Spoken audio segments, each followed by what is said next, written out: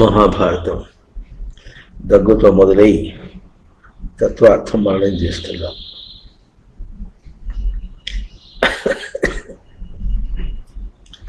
ఇక్కడ కూడా మళ్ళీ దగ్గుతోనే ప్రకటన పూర్తయింది.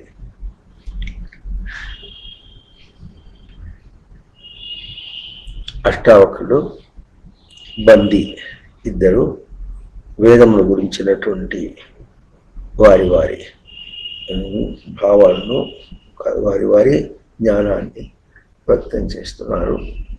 ప్రస్తుతం మనం మననం చేసేటువంటి శ్లోకం సప్త పదం గురించి ఇది బంది వ్యక్తం చేస్తున్నాడు. వాడు ముందుగానే ఒప్పందం, నువ్వు వ్యక్తం చేయి, నేను వ్యక్తం చేస్తా అని. చాలా విశాలమైనటువంటి భావం ఇది. ఈ వాక్యం అనేది మాత్రం అష్టావక్రుడు అన్నాడు.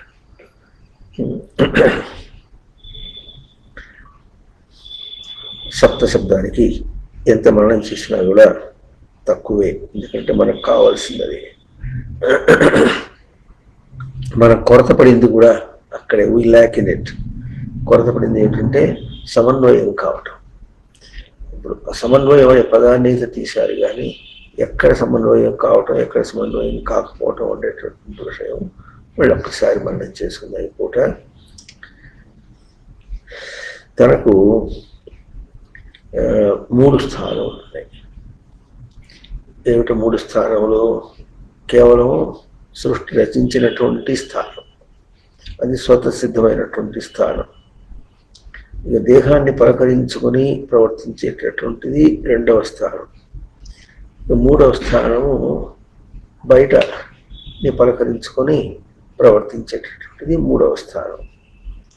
ఈ 3 స్థానాల్లో కూడా 3 తనకు వేరు స్థానములని, వేరు పదములని, వేరు అర్హతలని, వేరు గ్రహింపులు అని అనుకోవటం తప్పు లేదు. పోయిన బుధవారం నాడు ఇదే మనం చెప్పుకున్నాం. చాందోగ్యోపనిషత్తు మంత్రములు తీసుకొని చెప్పుకున్నాం. సృష్టి తనకు ఏమి తేజస్సు ఉన్నదో దీనికి పూర్వం ఒక తేజస్సు సృష్టి చేసుకొని ఆ తేజస్సుతో మనకు సృష్టించింది. పూర్వం ఉన్న సృష్టి తేజస్సుని, ఈ తేజస్సుతో జీవుల్ని ఇట్లా బాహ్య సృష్టిని, ఈ బాహ్య సృష్టి, ఇదేమో జీవులేమో గ్రాహ్య సృష్టి, ఈ రెండింటినీ రచించింది. ఇప్పుడు మనం చెప్పుకున్నదేమో ఈ తేజస్సు, ఇది గ్రాహ్య సృష్టిగా ఏముందో అది గ్రాహ్య సృష్టిగా అయింది. ఇది తేజస్సు. దీనికి పూర్వం ఉన్నది ఏమిటిది? కేవలం ఉనికి మాత్రమే. పూర్వం ఉన్నది కేవలం ఉనికి మాత్రమే. ఆ ఉనికి ఏం చేసింది? ఈ తేజస్సును చేసింది. అట్లా బహుశ్యాం ప్రజాయ అంటే ఎదుగుతునుగాక అని తేజస్సును చేసింది. అక్కడ మనం గుర్తించవలసిన రహస్య వాక్యం ఏమిటంటే, ఉనికి ఈ స్థానాల్లో ఎదిగింది అనే అర్థమే చెప్తున్నది. అక్కడ బ్రహ్మలక్షణమే చెప్తుంది, బహులక్షణం చెప్తుంది, వృద్ధి పొందుట చెప్తుంది. అంతేగాని ఇది తనకు అనేకం కాదు, బహుళం కాదు. అర్థమవుతుంది? అనేక రూపములు కాదు, ఒకటే తను ఎదిగిన రూపం. ఎట్లా ఎదిగింది అంటే గ్రహింపును ఎట్లా తీసుకోవాలి. ఈ రూపంతో బాహ్య సృష్టిని, గ్రాహ్య సృష్టిని ఇచ్చి, గ్రాహ్య సృష్టి కూడా బాహ్య సృష్టి కూడా ఏం చేస్తుంది? తనను వ్యక్తం చేసుకుంటుంది. వ్యక్తం చేసి ఎవరికి? గ్రాహ్య సృష్టికి. గ్రాహ్య సృష్టికే వ్యక్తం, గ్రహింపు వ్యక్తం అవుతారు కూడా. బాహ్య సృష్టికి ఈ తేడా లేదు కనుక అప్పటికి ఇది కూడా ఒక తేజస్సే. ఈ తేజస్సు కానీ, అంతకు ముందున్నటువంటి సృష్టి రచించినటువంటి ఈ తేజస్సు కానీ, అంతకు ముందున్నటువంటి ఉనికి, కేవలం ఉనికి లక్షణం కానీ, ఇవన్నీ కూడా జీవుడు అని మనం ఏమనుకుంటున్నాము, దాన్ని చెప్పుకోబోతున్నాం ఇంకా విశ్లేషించి.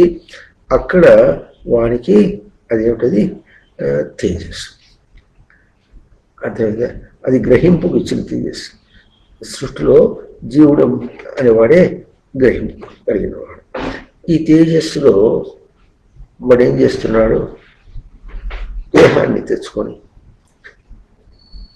తనకు సృష్టిగా ఇచ్చినటువంటి తేజస్సు తనకు స్వతసిద్ధం.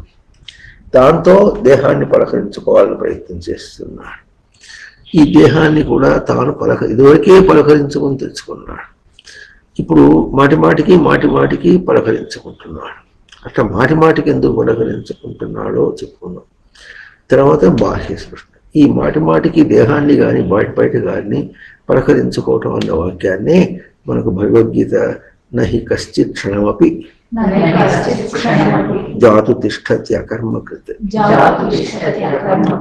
కార్యతే హ్యవశః కర్మ సర్వ ప్రకృతిజైర్గుణై.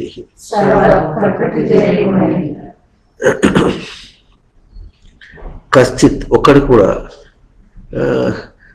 జాతు ఒకప్పుడు కూడా, అకర్మకృత్ ఏ పని చేయకుండా నతిష్టది ఉండడు. మరి ఎందుకు ఉండడు? అక్కడ అకర్మకృత్ అని పదం వాడింది. ఎందుకు ఉండడు అంటే వాడిని కర్మ అనే పదంతో చూపించింది. వాడు పని అన్నట్టుగా చేస్తున్నాడు. బయట దాంతో పని, దేహంతో చేష్ట. నువ్వు ఏం చేసినా అది ఆ బయటతో ప్రవర్తించాలని ఎప్పుడు అనుకున్నాడో వాడు అక్కడికి జారిపడుతున్నాడు. ఆ జారిపడటంలోనే ఇప్పుడు సృష్టి సమన్వయం చేయడానికి, సప్తశబ్దాన్ని సమన్వయం చేసుకోవడానికి ఎటువంటి అవకాశం వచ్చిందో అది ఒక్కసారి మనం చూసుకుని ఏ పదములతో మనం అర్థం చేసుకుంటే ప్రయోగంలో మనం దర్శనం చేయగలుగుతామో అది మనకు కావాలి. దానికి కొన్ని పదములుగా ధర్మము అని ముందు చూపించింది. ధర్మము అంటే అది కూడా ఎక్కడ ఉండకుండా వేలాడుతుంది అనుకుంటాం మనం. కాకుండా మనం స్పష్టంగా ఎట్లా నిర్వచనం చేసుకున్నాం. ధారణాయ శక్యమితి ధర్మ. చెప్పండి. ధరించటకు శక్యమైన ధర్మం. తను ఎట్లా రచించిందో ధరించడానికి శక్యం. ఎట్లా ఉంటుంది? ఆది ఇచ్చి చొక్కాను ఏదో కుట్టించుకుంటే తను వేసుకోవటానికి ఎట్లా ఉంటుందో అది కాకుండా రెడీమేడ్ షాపు పోయి కొనుక్కోవాలనుకుంటే ఏం చేస్తాడు వాడు? అది ఇది చూసి ఏదో చెప్తాడు, అది వేసి చూసుకుని ఇట్లా ఉంది, ఇట్లా ఉంది అంటాడు, సరిపోలేదంటాడు. అట్లాగే ధారణ. ఏమి ధారణ? తను ధరిస్తున్న దాన్ని ధారణ, ఇంకో దాన్ని ధారణ కాదు. అంటే సృష్టి ఎట్లా రచించిందో మళ్ళీ ఒక్కసారి చెప్పుకుంటాను. ఇది తనకు ధారణ. ఇదంతా ధారణ. ఈ ఉనికి దగ్గర నుంచి ఈ చుట్టూ ఒక వలయం, మళ్ళీ ఇంకొక చుట్టూ వలయం. ఇదంతా తనకు ధారణగా ఉండాలి. ధారణ అంటే ఎట్లా ఉంటుందంటే అది కూడా ఒక విశేషం. చొక్కా వేసుకుంటే అది విప్పడం కష్టం. ఎట్లాగో పైన బట్ట వేసుకున్నాడు అనుకోండి, పైన బట్ట వేసుకుంటే విప్పేయచ్చు. రాత్రి పడుకున్నప్పుడు దుప్పటి కప్పుకుంటే అది మనకు తెలియకుండానే రాత్రికి అది ఒక పక్క వెళ్ళిపోతుంది, ఒక పక్క వెళ్ళిపోతాడు. ఇదే సందు కదా అని చెప్పి చలి వచ్చి మళ్ళీ కొరుకుతుంటుంది. అంతేనా? అట్లా అది దురము. కానీ ధారణ అంటే ఎట్లా ఉంటుంది? ధరించి ఉండడు. అంటే వేసుకున్న చొక్కా తాను ఎట్లా ధరించే ఉంటాడు ఎట్లాగో అట్లాగే తనకు రచింపబడినటువంటి ధర్మం, రచింపబడినటువంటి ఏ రచన ఉన్నదో అది తనకెప్పుడు ధరించే ఉంటుంది. దాన్ని ధరించే ఉంటాడు. వాడు దేహంలో ఉన్న దేహం విడిచిపెట్టిపోయినప్పటికీ కూడా అది తనకు విడిపోదు, విడవటానికి వీల్లేదు. దీన్ని ధర్మం అన్నారు. అయితే ఈ ధర్మానికి గతి ఎట్లా ఉంటుంది? మరి ధర్మం అంతా నశించిపోయింది అంటారు. మరి ఈ మాటకి దీనికి ఎక్కడ తేడా అనేది మనం ఉన్న పై మాటల్లో చెప్పుకుంటే బాగా అర్థమవుతుంది. ధర్మం అనేదేమో సృష్టి ఇచ్చినటువంటి దాన్ని ధర్మి దగ్గరికి వచ్చేటప్పటికీ అంటే ధర్మం కలవాడు కూడా ఆ కలవాడు ఎంతగా ఉంచుకుంటున్నాడు అంటున్నారా? అప్పుడు అవివా దగ్గర నుండి మనిషి ఇంకా జ్ఞాని వరకు కూడా ధర్మీ లక్షణం. ధర్మి దగ్గర ధర్మం ఎంత ఉందో దాన్ని బట్టి ధర్మి యొక్క స్వరూపం మారుతుంది. ధర్మి అంటే కలిగి ఉండుట, కలవాడు అని అర్థం కంటే కూడా కలిగి ఉండుట. అది వాడి ప్రవృత్తి వల్ల ఉంటుంది. ధర్మమేమో సృష్టి రచన, ధర్మి అంటే ఏమో దాన్ని నిలుపుకున్నది. ఆ నిలుపుకున్న దానిలో తేడా వస్తుంది. ఇప్పుడు మనం స్పష్టంగా ఉండాలి, ధర్మంలో ఎప్పుడు తేడా ఉండదు. నిలుపుకున్నటువంటి ధర్మంలో తేడా ఉంటుంది. అందుకని ఇప్పుడు మనం మాట్లాడి చెప్తాం,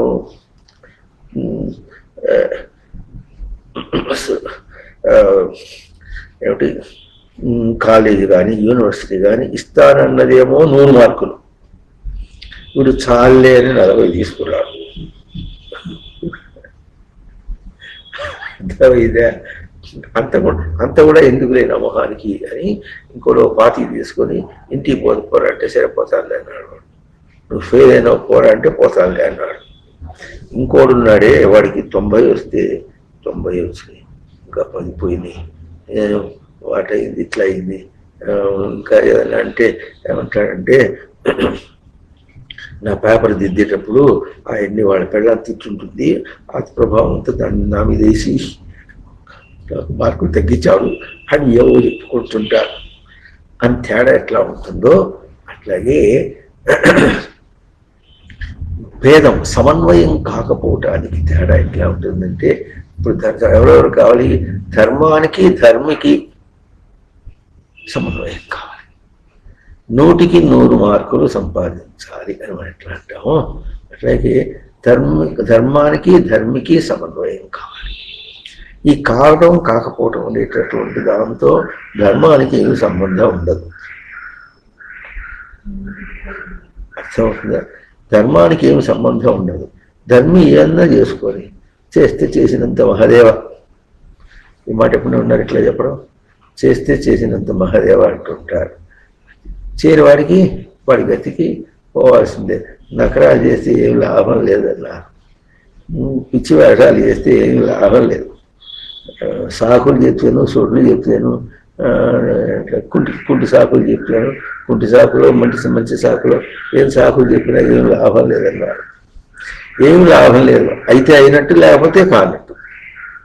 అందుకని అప్పుడప్పుడు మఠంలో తమాషాగా ఏం చేస్తుంటాం, తెలిసిన వాడు ఎట్లుంటాడండి, గట్టి చెప్పాలి, తెలిసినట్టే ఉంటాడు. తెలియని వాడు ఎట్లుంటాడు, తెలియనట్లే ఉంటాడు. ఇది కూడా తెలియాలి, ఇది కూడా చెప్పాలరా అంటే చెప్పాల్సి వచ్చింది. ఏం చేసేది, మా గతి అట్ట పట్టింది, ఇది కూడా చెప్పాల్సి వచ్చింది. అథో ఖల్వాహు అన్నది బృహదారణ్యకు. అందుకే కదా అథ ఖలు ఆహు, అందుకే కదా చెప్పారు. ఏం చెప్పారు, కామయేవ అయం పురుష, అయం పురుష కామయ ఏవ.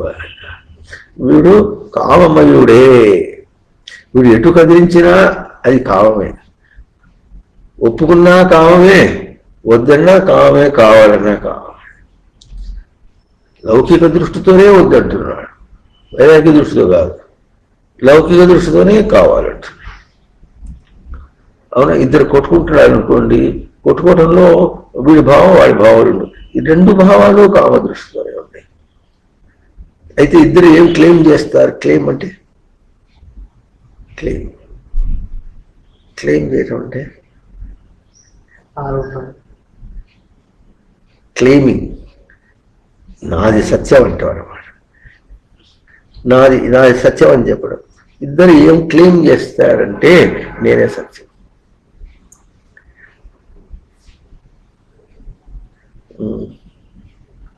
ఇట్లా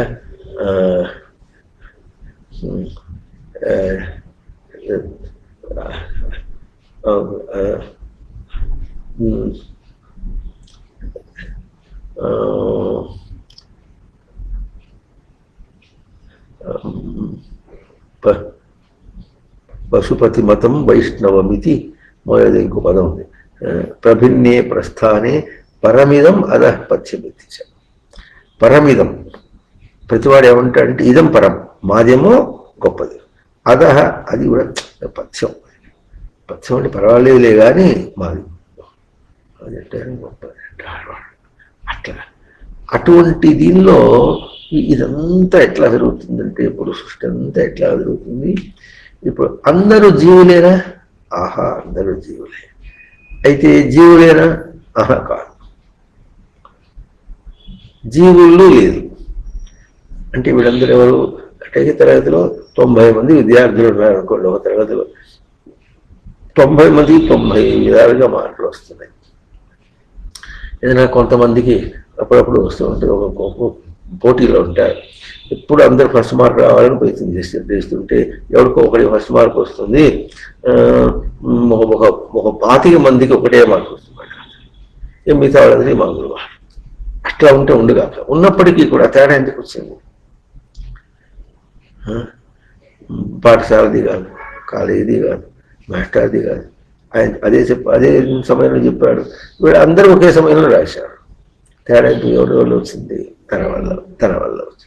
విద్యార్థులు, మనుషుల యొక్క పిల్లల వాళ్ళ తేడాలో వచ్చింది. ఎట్లాగో అట్లయితే ధర్మానికినో ధర్మికి ఆ తేడా ఉంటుంది. అందరూ విద్యార్థులేనా? ఆహా, అందరూ విద్యార్థులే. విద్యను అర్థించిన వాళ్ళు ఎంతమంది? దానిలో అర్థించుడంటే కుతయాంచాయం, కోరిక అన్నమాట. ఎంతగా కోరారు వాళ్ళు? ఎంతగా కోరితే ఎంత మహాదేవుడు. ఆ తేడా కనిపిస్తుంది అనమాట. అందువల్ల వేదము సప్తారి పదం తీసుకుంది. ఎప్పుడైతే ధర్మానికి ధర్మికి తేడా ఎట్లా ఉన్నదో, ధారణ, ఆ ధారణలో జీవించుట అనే పదం ఎప్పుడు వచ్చిందో అది జీవశబ్దం. ఇప్పుడు జీవశబ్దం ఎట్లా వస్తుంది అంటే, జీవ ధర్మ ధర్మి అని చెప్పినట్టుగా జీవ జీవి. అర్థం అవుతుందా? అవునా? జీవి అంటే జీవించేవాడు, జీవమును జీవించేవాడు. అతని జీవం ఎట్లా ఉందంటే, అందుకనే ఈ మధ్య ఇంగ్లీష్లో ఒక ప్రవచనం యూట్యూబ్లో ఒకటి వెళ్ళింది. ఏంటంటే, లైఫ్ ఈజ్ నాట్ లైఫ్. జీవితం జీవంగా లేదు. జీవితం జీవంగా లేదన్నమాట. Life is not life.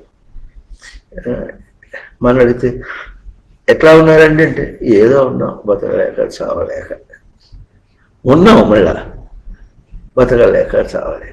ఇప్పుడు ఆవిడ ధర్మి అవునా కదా? ఆహా, ధర్మి. ఎందుకంటే వాడి చేతిలో తీసుకొచ్చి బండ పెట్టినట్టు పెట్టింది ధర్మం, ధారణగా పెట్టింది వాడికి. ధర్మీయే, ఆహా ధర్మీయే. ధర్మం ఉందా? అది మాత్రం లేదు. వింటున్నారా? అది మాత్రం లేదు. అందువల్ల వాడు ధర్మము చేతికి ఇచ్చినప్పటికీ కూడా నిలుపుకోలేకుండా, ధారణ లేకుండా అక్కడ ధారణ పదం వచ్చింది అనమాట. అదే ఇక్కడ వచ్చింది. జీవ శబ్దాన్ని కూడా జీవ ప్రాణధారణి అన్నారు. చాలా గొప్ప తపస్సుతో పాణిని మహర్షి చేశారు. ప్రాణధారణి అన్నారు. కిం ధారణే? ప్రాణధారణే అంటే ప్రాణమును ధరించుట. ప్రాణం అంటే ఇది ఇట్లా ఈ ఉచ్ఛ్వాస నిశ్వాసాలు పోయినాయంటే అయిపోయింది. ఇట్లా పడుకున్నవాడు కూడా అంటాడు, జారిపోవాల్సిందే. అర్థమైందా? జారిపోవాల్సిందే. ఇప్పుడు అంటే ఇట్లా పెట్టి పడుకున్నాడంటే కూడా గ్రావిటీని నిలబెట్టుకున్నాడు అనమాట. చైతన్యం చేత అది లేదు కనుక, అది పోయింది కనుక ఎట్ట వాటంగా ఉంటే పడిపోతుంది. అవునా? ఇప్పుడు అది కాదు ప్రాణం అనేది. ఈ ప్రాణం ఉన్నప్పటికీ ఈ ప్రాణము తాను పలకరించుకుంటున్నటువంటి ప్రాణం. చీ అన్నారు, చీ, అందుకే డిల్లా అన్నారు. అవునా? అందుకే డిల్లా. డిల్లా అంటే తెలుసా? ఎప్పుడో పదం విన్నారా? ఏమిటో విన్నారా? ఇక్కడ నీ దగ్గరే ఉంటున్నాం. డిల్లా అంటే చాలా ఉంది నీకు నాకు చెల్లు కొంచెం ఎగతాళి చేయటం అన్నమాట. ఎగతాళి చేసి చెప్పడం. ఎందుకంటే డిల్లా అన్నారు. ఎందుకన్నారంటే ఊడిపోయేదాన్ని పట్టుకుని ఉంది ఉన్నది అంటే ఏమర్థం? ఊడిపోయేదానికి ఉన్నది ఉన్నది అంటే ఏమర్థం? అర్థం అవుతుందా లేదా? ఆడపిల్లని ఆడపిల్ల ఆడపిల్ల అనాల్సిందే. దాన్ని తమాషా రోజుల్లో ఆడు అనే పదం అసలు. ఆడపిల్ల ఆడపిల్ల అంటే ఆడపిల్ల, ఈడపిల్ల కాదని. ఈ ఆడపిల్ల అక్కడే పడా. ఇప్పటికైనా అది పిల్ల. ఇక్కడికి వచ్చి నలుగురున్న సంవత్సరం పట్టున్నా ఏదైనా అవసరం వచ్చి ఉన్నా, తనకు అవసరం మన అవసరం ఉన్నా అక్కడికి వెళ్ళేదే, కానీ ఇక్కడ ఉండే పిల్ల కాదు అని తెలిసిపోయింది. అది ఎట్లాగో అట్లాగే నువ్వు దేహాన్ని ఎంతకాలం పోషించినా అది పోయేదే అంటున్నారా? పోయేది. అందువల్ల అది ఎట్లా మరి ప్రాణం ఎట్లా అంటే దాన్ని కూడా చక్కగా ప్రతితేన ఆనయతి, ప్రతితం ఎట్లా రచించిందో అట్లా ఆనయతి, నయతి ఆనయతి. నయతి అంటే తన స్మృతికి తీసుకోవడం, స్మృతికి ధారణకు తీసుకోవడం అంటున్నారు. ఎట్లా రచించి అట్లా తీసుకోవడం అన్న అంటే తీసుకోవడం అంటే తేడా ఎప్పుడు తెలుస్తుంది? జీవుల్లో వ్యత్యాసం చూసినప్పుడు, ధర్మాన్ని ధరించడంలో వ్యత్యాసం చూపించినప్పుడు, అక్కడ ధర్మం ఉంటేనే ధరించడమే ఉన్నారు. అందువల్ల ధర్మి తేడా వచ్చింది. ఇక్కడ దేని ధరించాలంటే ప్రాణమును ధరించి కూడా ధరించుటే, ప్రాణమును ధరించుట. ప్రాణమును ధరించుట అంటే ఏమి సృష్టి ఇచ్చిందో దాన్ని ధరించుట అన్నారు. కనుక ఇప్పుడు జీవశబ్దము సృష్టి ఇచ్చినటువంటి ప్రాణధారణ అనేది మాత్రం అది అట్లయే ఉంటుంది. దానిలో మార్పు రాదు. ధర్మశబ్దాన్ని ఎట్లా చెప్పుకున్నామో దానిలో ఎప్పుడూ మార్పు రాదు, అట్లయే ఉంటుంది. అయితే ఎక్కడ ఉంటుంది తేడా? ఎక్కడ ఉంటుంది? జీవిలో తేడా ఉంటుంది. ధారణ చేయటంలో, ప్రాణము ధారణ చేయటంలో తేడా ఉంటుంది. ఉంటున్నారా? ఇప్పుడు సప్త ఎక్కడ కావాలి? ధర్మ, అందుకని ధర్మ సమన్వయం అనే పదం వచ్చింది. అట్లాగే జీవి సమన్వయం చెప్పింది. అని చెప్పాలి. మళ్ళీ ఏ కన్ఫ్యూజన్ మనకు సందేహం ఉండదు అన్నమాట. అర్థమైందా? కనుక జీవి సమన్వయం అది సప్తలక్షణం అన్నమాట. అది ఎందుకు బెడుస్తుంది? ధర్మశబ్దానికి ఎందుకు మనకు అర్థం కాదు.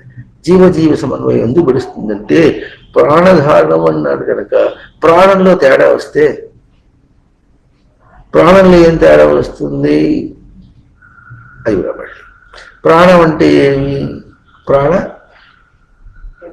ప్రాణి. అదేదండి, ప్రాణి. ప్రాణం అంటే ఏం చెప్పిన ఇందాక? ప్రతితేన ఆనయతి. చెప్పండి. నీ ప్రాపణే ధాతువు. ప్రాపణి అంటే పొందుట అన్నమాట.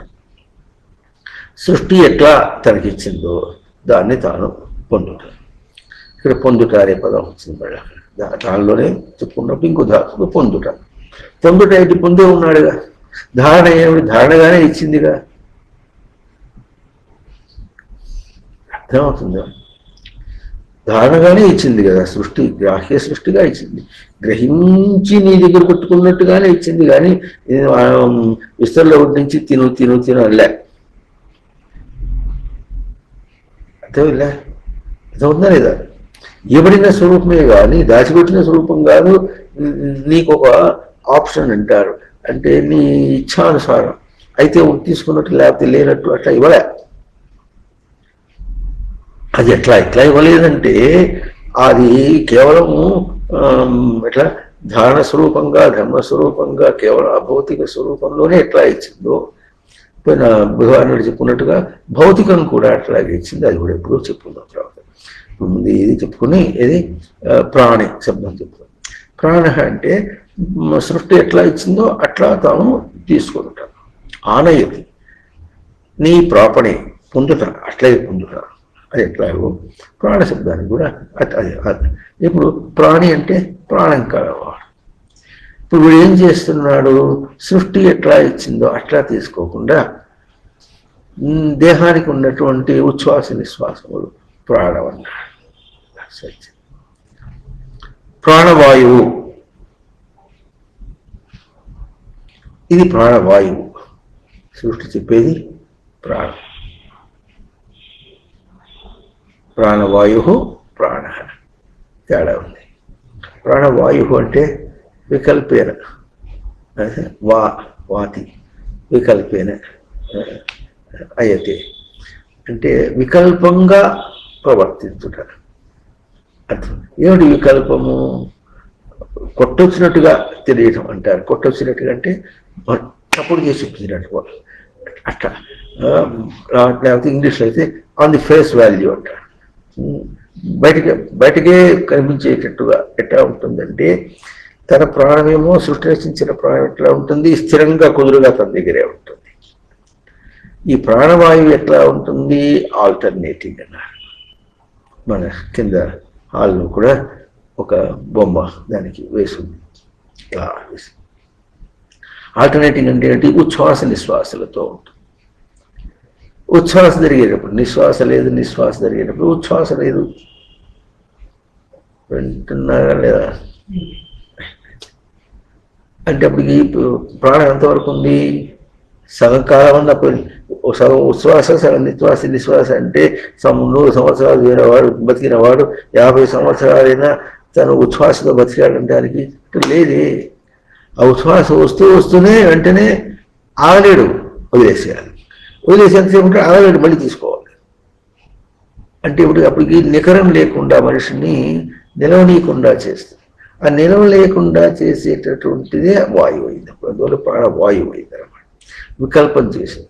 ఆ వికల్పమైన దాన్ని కలిగిన వాడుగా ఎప్పుడు అనుకున్నాడో అప్పుడు ఈ ప్రాణి తను తాను తప్పుగా నిర్వచించుకున్నాడు.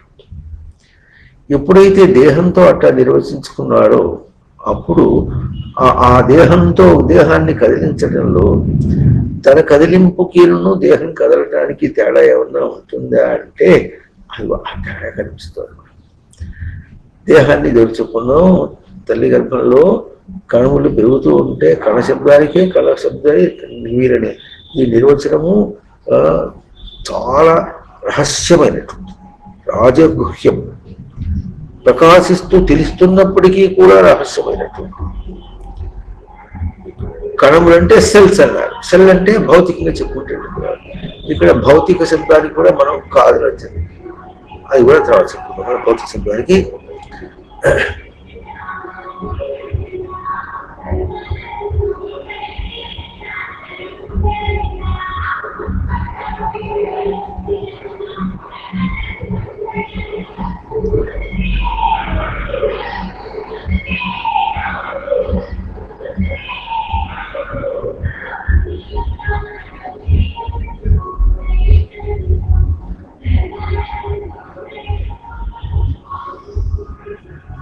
ప్రజల్ని మూర్ఖులు చేసి చెప్పడం అంటే ఇట్లాగే ఉంటుంది. వ్యాపారం అంతా అట్లాగే ఉంటుంది. ఇంకా ఇప్పుడు వస్తుంది. ఇంకా 40 రోజులు ఉంది ఇది యాంటీవైరస్ దీనిలో రా, అప్పుడు రెన్యూ చేయాలి. ఇప్పటి నుంచే మాటిమాటికి అంత మూర్ఖుల. తనకు యాంటీవైరస్ కావాలో తెలుసు కదా, వాడుకునేవాడు తెలుసు కావాలి. సెల్లో కూడా అట్లాగే రీఛార్జ్ చేయాలంటే ముందు నుంచే ఏమిటో ఆఫర్ ఉందంటుంది. ఇందాక ఫోనే చేసి ఇది కూడా ఒకసారి చేసినట్టుంది. ఫోన్ చేస్తుంది. మాకు తెలుసు కదా, నడువుడు పట్టుకుని మాట్లాడినట్టుగా మాట్లాడితే ఏమవుతాం? జ్ఞాపకం చేయాలంటే ఒకసారి చేశాము. మాటిమాటికి ఇది బతుకంటే ఇది వ్యాపారం. వి అప అరహ వ్యాపార. అర అంటే ప్రవర్తన, అప అంటే భద్రత లేకుండా, వికల్పంగా భద్రత లేకుండా, అదే విశేషమైనటువంటి భద్రత తీసేసి పారేట్టుగా, అంటే ఎప్పటికీ నీకు భద్రత ఉండేట్టుగా కాకుండా వ్యాపారం.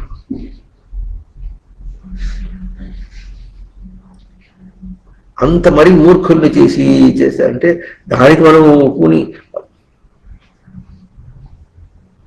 ఇవన్నీ ఉండకూడదు అని ఎవరు అనరు. ఇది కూడా ఒక విశేషం. ఇది కూడా మనం కల్పించుకున్నటువంటి ప్రాణం.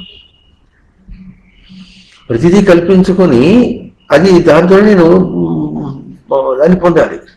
ప్రాణం అంటే పొందడం అని ఆ ప్రతిథి అంటే ప్రతితంగా పొందటం అనేటటువంటి అనుకున్నాం కనుక అది నేను ప్రాణిగా తీసుకున్నాను, ప్రాణి అనాలి. అంటే ఇది దోషం. ప్రాణధారణలో దోషం ఏమిటంటే రచింపబడినటువంటి తత్వాన్ని తనదిగా అనుకోకుండా, పొందినదిగా ధారణకు తీసుకోకుండా ఈ బయట ఉన్నటువంటి గోళనే తనదిగా తీసుకున్నటువంటిది ధారణ. ఈ ధారణ చేయాలని ప్రయత్నం చేస్తే ఎట్లా ఉంటుంది? ఎట్లా చేయగలడా? చేయలేడు.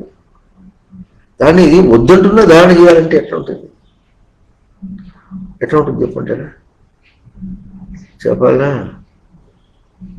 బకెట్ నిండా నీళ్లు ఉన్నాయి, కుళాయి తిప్పాడు, నిండుతుంది లేదంటే నిండే ఉంది అంటే నిండుతుంది, ఉండదు నీళ్ళు, ఉండదు నిండుతుంది, నీకుందరూ నిండుతుంది. ఇంకా ఏడ కావాలంటే కాస్త కొంత కుక్కితే ఇంకా కాస్త నీళ్ళు పడతాయని బకెట్ నిండిన బకెట్లో నీళ్ళు పెట్టి కుక్కుతున్నారు.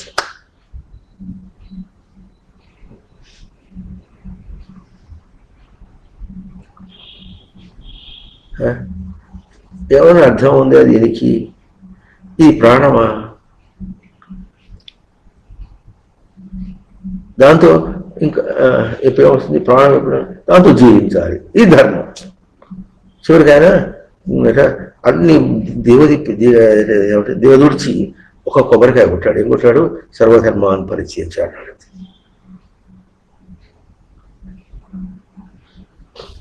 అంటే అప్పుడు సర్వజీవాన్ని పరిచయించాడు. ఇన్ని జీవులు ఎంతమంది ఉన్నారు? ఎట్లేదు. జీవం ఒకటే. నువ్వు చేస్తావు ఓహో అట్లాగా, వీడు జీవుడు వాడి జీవుడు అంటే ఓహో అట్లాగా. అట్లా ఇప్పుడు వాడు ప్రాణి, వీడు ప్రాణి. వింటున్నారా లేదా? అంటే ఇప్పుడు ప్రాణులు అని పదం వచ్చినప్పటికీ ప్రాణులలో వ్యత్యాసం ఉండొచ్చు, కానీ ప్రాణం నందు వ్యత్యాసం లేదు. ధర్మి దగ్గర భేదం ఉంటుంది, ధర్మి స్థానంలో భేదం ఉంటుంది, ధర్మము భేదం ఉండదు. జీవి స్థానంలో భేదం ఉంటుంది, జీవ స్వరూపంలో, జీవ లక్షణంలో తేడా లేదు. ధర్మ, జీవ, ప్రాణ ఇవన్నీ కూడా లక్షణాలు దర్శనం చేసుకుంటూ, ప్రాణం లక్షణాన్ని దర్శనం చేసుకుంటూ ప్రాణి కావాలి, జీవ లక్షణాన్ని దర్శనం చేసుకుంటూ జీవి కావాలి, ధర్మ లక్షణాన్ని ప్రజనం చేసుకుంటూ జీవి కావాలి. అంతేనా? దిక్కులు చూసుకుంటూ వాడు ధర్మం నిలబెట్టుకోలేడు, వాడు జీవుడు కాడు, జీవి కాడు, వాడు ప్రాణి కాదు. ఎట్లా అవుతాడు? ఆ ధర్మి అధర్మ స్వరూపం అవుతుంది, ఆ జీవుడు మరణించేవాడు అవుతున్నాడు. ఎక్కడ? అప్పటికప్పుడే ధర్మి ధర్మం ధరించలేకపోతున్నాడు. వాడు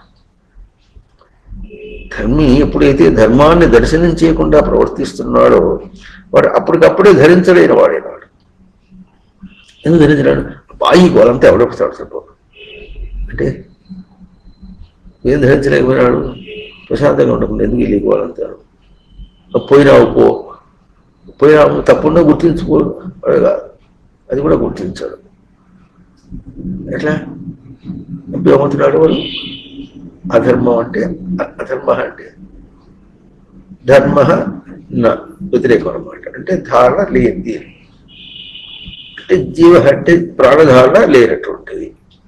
ప్రాణధారణ లేదంటే ప్రాణం చచ్చి బతుకుతున్నాడు. వాడు బతకాలి. జీవుడు ఎందుకు బతకాలి? వాడు రచింపబడ్డాడు కనుక అట్లా ఉండాల్సిందే, వాడు సావటానికి వీల్లేదు. మనం మామూలుగా చెప్పుకుంటే ఎట్లా ఉంటుంది? మనకంటే దెబ్బలేసి వాతలు పడితే ఉంటుంది. ఇప్పుడు దేవేంద్రుని నిలబెట్టి చెన్నాపూరు పెట్టి కొట్టారనుకోండి, వాడంతా అమరులుగా. వాడు భయపడతాడు, రాక్షసుడు వస్తున్నాడు భయపడతాడు, వీళ్ళు అన్ని భయపడతాడు కానీ చావడు. మన దేహం చచ్చిపోతుంది, వాడి దేహం కూడా చావడానికి వెళ్ళలేదు అని మనం ఆ దేహం అంటే ఏమిటో వాడు వేరే విధంగా చెప్పుకోవాల్సి వస్తుంది. అదేవిధంగా కనుక ఇట్లా ప్రాణి కూడా అప్పటికి ఎవడు వాడు సమన్వయం, ప్రాణికి సమన్వయం సప్తం కావాలి. ఎట్లా కావాలి? ప్రాణి ఎదిగి ప్రాణమును ధరించాలి. చెప్పండి. ప్రాణమును దింపి ప్రాణి తీసుకోకూడదు. అదో యోగమే, యోగమే, భోగం కాదు, రోగం కాదు. అట్లాగే జీవి ఎదిగి జీవమును ధరించాలి, ధర్మి ఎదిగి ధర్మాన్ని నిలుపుకోవాలి.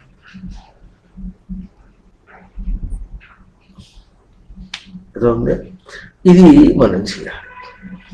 ఇప్పుడు అట్లాగే అభౌతికం భౌతికం ఈ మాట పోయిన వారు కూడా చెప్పుకున్నాం, సందర్భంగా మళ్ళీ ఒక్కసారి చెప్పుకున్నాం.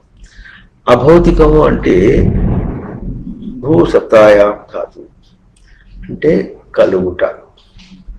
ఈ కలుగుట అన్న పదము మనకు అభేదాన్ని ఎందుకు చూపిస్తోందంటే స్వతసిద్ధములతో పోల్చి అని వస్తుంది అన్నమాట. స్వతసిద్ధమే తనకు కలుగుతుంది అంటున్నారా? అంటే ఇప్పుడు చెయ్యి ఇట్లా ఉంది, ఇప్పుడు దీనికి స్వతసిద్ధంగా పిడికిలి బిగు అంతా ఉంది. ఈ పిడికిలి బిగుంచినప్పుడు మనకు స్వతసిద్ధమైందే కలగాలి. స్వతసిద్ధంగా ఏం కలుగుతుంది? తన పట్టు కలుగుతుంది. వింటున్నారా లేదా? అయితే మనం ఏమంటామంటే ఇట్లా బిగిస్తే ఇవన్నీ నొప్పులుగా ఉన్నాయి అంటాడు. ఈ నొప్పి తెలుస్తోంది, నొప్పిని గ్రహిస్తున్నాడు. ఎందువల్ల గ్రహించింది? అంతే, ముసలితో అయిపోయింది, ఇంకేముంటుందిలే అంటే నేనే ముసలితో నాకు ఇంకా 30 ఏళ్ళేగా అంటే అయితే ఇంగ్లీష్ వాళ్ళ ప్రకారంగా వాడు కూడా ముసలివాడి. హౌ ఓల్డ్ ఆర్ యు అంటే ఎంత ముసలివాడింది అని అర్థం. అవునా?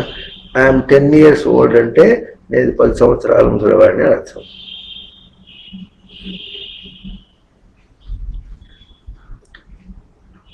అడగటం ఏమిటి? హౌ ఓల్డ్ ఆర్ యు ఏమిటి, ఎంత ముసలివాడి నువ్వు అని అర్థం అని. వాట్స్ యువర్ ఏజ్ అనొచ్చుగా. నేను పుత్రుడు ఏమిటా, నీ వయసు ఎంత అంతేనా? మరి ఉమ్మర్ క్యా హై, ఉమ్మర్ అంటారు ఇంగ్లీష్, ఉమ్మర్ క్యా హై అన్ని మాట్లాడటే ఉంటుంది. హౌ ఓల్డ్ ఆర్ యు అంటే ఏమర్థం?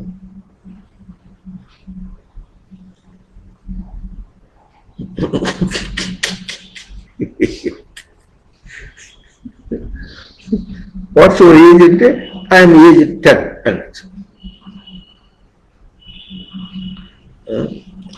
ఎదురు వచ్చినామో కనుక కలుగుతున్నది అన్న పదం వచ్చినప్పటికీ ఏం కలుగుతుంది? ఏది ఉందో అది కలుగుతుంది. ఉంటున్నారా లేదా? ఏది ఉందో అది కలుగుతుంది అన్న అంటే కలుగుట అంటే దేనికి? ఇప్పుడు దేనికి కలిగింది అని ఒక ప్రశ్న వస్తుంది. ఉన్నదానికి కలుగుట అనేది దేనికి వచ్చిందంటే గ్రహింపుకు వస్తుంది. అదే పదాన్ని మా తెలుగులో కళ్ళు కలిగినాయి అంటారు. కళ్ళు కలిగినాయి అంటే కలక కలిగినాయి అంటే ఏమిటి? కళ్ళు మీద పుసులు వచ్చేసింది, బాగా ఎరుపు వచ్చింది, దోషం ఏదో వచ్చేసింది. అది ఎట్లా కలిగింది? తన గుర్తింపు వచ్చింది. లేకపోతే కళ్ళు చూస్తున్నాం, కళ్ళు ఉన్న వీటిని కుడుతుంది దాన్ని, అది రెప్ప వేసుకుంటుంటే చక్కగా అది ఏం చేస్తుందంటే ఒకసారి ఎట్లా వచ్చి దాని మీద కొంచెం మందు రాసినట్టుగా, గ్లిజరిన్ రాసినట్టుగానో ఏదో రాసినట్టుగా ఒక పూత ఇచ్చిపోతుంది అనమాట. ఎండిపోకుండా, కన్ను ఎండిపోకుండా రాసిపోతుంది. అంత చేసినప్పుడు ఇప్పటికప్పుడు కన్ను ఉంది, నాకు కన్ను ఎదురవుతుంది, ఎప్పుడు తెలుసు? ఎప్పుడు తెలుస్తుంది? కరెక్ట్ ఎసగబడితే, కంట్లో ఎసగబడితే తెలుస్తుంది వాడికి కన్ను ఉందని. చెబుతూ వింటుంటాడు, అంత చేస్తుంటాడు. కానీ వింటున్నందువల్ల పోయినటువంటి గోవిలు ఉంటుంది సరే, ఆ గోవి అయిపోయి చెవు నొప్పి వస్తే అప్పుడు నాకు చెవి ఉందని తెలుస్తుంది వాడికి. వింటున్నాడు కానీ చెవు ఉందని వాడికి అప్పుడు తెలుస్తుంది. అవునా? అట్లాగే తింటూనే ఉన్నాడు, బాగా రుచిగా తింటుంటాడు. ఎప్పుడు తెలుస్తుంది? వాడికి ఇష్టం లేనటువంటిది కాకరకాయ ఏదో వేశారనుకోండి, అప్పుడు తెలుస్తుంది నాకు కూడా నాయకుంది. లేకపోతే తినేస్తున్నాడు రోజు బాగా. ఇదేంటి ఇది వచ్చింది అని అంటాడు. లేకపోతే విశేషంగా తనకు రోజు తినేదానికంటే విశేషంగా ఉంటే ఏదో మరి బాగుంది అంటాడు. భలే బాగుంది తర్వాత చెప్తాడు. ముందు ఎటు చెప్తాడు? లొట్ట వేసి మరీ చెప్తాడు. అంటే విపరీతములు వచ్చినప్పుడు తన గ్రహింపు ఉందని చూసుకుంటున్నాడు. ఇవి తనకు ఇట్లా కలిగింది అనుకుంటున్నాడు, తన ఇంద్రియములు ఇట్లా కలిగినాయి అనుకుంటున్నాడు. అర్థమైంది కాదు. మరి ఏదో చాలా మాట చెప్పుకున్నాం, రసన ఇంద్రియాలు ఎట్లా ఉంటుంది? ఉమ్మి ఊరుతున్నది మిగుతున్నాడు. దానికి ఏమన్నా రుచి ఉమ్మి మిగుతున్నది, ఇదేమిటి ఇవాళ ఉమ్మి ఇట్లా ఉంది అంటే చేదుగా ఉంది, ఇవాళ తీయగా ఉంది అంటే అట్లా ఉంటుంది ఏంటి? అర్థమైంది. అంటే రుచి ఏమీ లేనటువంటి లాలాజలము అన్ని రుచులను చూపిస్తున్నది. అదే ఈ నోటు కనుక రుచి లాలాజలం ఊరకుండా తింటే ఎట్లా ఉంటుంది? నాలుగు పిట్టం కట్టుకుపోయింది, ఏం తిన్నట్టుగా లేదు అంటాడు. అవునా? ఇవన్నీ మనకు తెలుస్తుంటే కానీ గబుక్కన పదము తప్పుగా అర్థం చేసుకుంటే ఎట్లా? కనుక అభౌతికము అంటే కలగవలసిన అవసరం లేదు, భౌతికం కాంది, కలుగుట అన్నటువంటి అవసరం లేకుండా తనకు స్వతసిద్ధమైనటువంటిది అభౌతికం. భౌతికం అంటే కలిగినది. ఏం కలుగుతుంది? ఏది ఉన్నదో అదే కలుగుతుంది. ఇందాక ఎట్లా ధారణ అంటే ఏమిటి చెప్పుకున్నాము. ధర్మి దగ్గర ఉండాలి, అదే ఉండాలి. అదే ఉంటే వీడు వేరే ఉంది అంటున్నాడు. వింటున్నారా? అట్లాగే జీవశబ్దానికి జీవించుట, ప్రాణధారణ అనేటటువంటిది ఏది నీకు రచనతో ఇవ్వబడిందో అది నీకు ప్రాణముగా ధారణ అంటే ప్రథితముగా తీసుకున్నటువంటిదిగా ధారణగా ఉన్నది అని చూపించింది. అని ఇంకో పదం వేసి చూపించింది. అది చూపించినప్పుడు వీడేం చేస్తాడు? లేని పని ఊహించుకొని దాంతో ధారణ ప్రాణం. కనుక అప్పుడు జీవశబ్దం ఎట్లాగైతే, జీవ లక్షణం ఎట్లాగైతే తనకు బొమ్మైపోయింది, ధర్మలక్షణం బొమ్మైపోయింది, జీవలక్షణం బొమ్మైపోయింది, ప్రాణలక్షణం బొమ్మైపోయింది. అట్లాగే అభౌతికం అన్నటువంటిది స్వతసిద్ధం అనేటటువంటిది కూడా తనకు బొమ్మైపోతుంది. ఎందుకు అవుతుంది? భౌతికము దగ్గరికి వచ్చేటప్పటికీ అది సమన్వయం కావటం. ఎందుకు కావటం లేదు అంటే భౌతికం కంటే అక్కడికి పోతుంటే నాకు అక్కడ కోరిక కలిగిందంట. అర్థమైందా? దీనిలో ఒక రహస్యం మాత్రం సత్యం.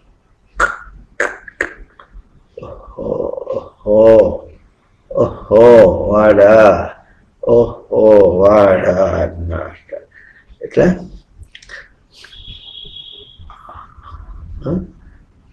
కలిగింది అన్నాడు. నాకు కోరిక కలిగింది అన్నాడు అనుకోండి. కోరిక అయితే కలిగింది. కోరిక కలిగిందా, నేను కలిగిందా? అక్కడ తను గ్రహించడానికి అక్కడ వచ్చేసాడు. ఎవరు? కుక్కీలు వాడు వస్తాడు. అడ్డం వచ్చి ఇప్పుడు ఏమంటావు అని అంటాడు. ఇక్కడ రాసింది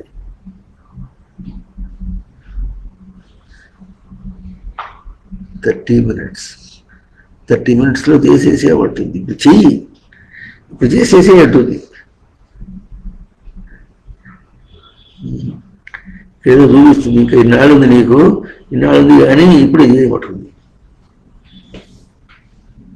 ఏం చూస్తున్నాడు? చూసేది ఒకసారి చూసేసి మళ్ళీ లేవకుండా చూసాడా? మరి ఇంకే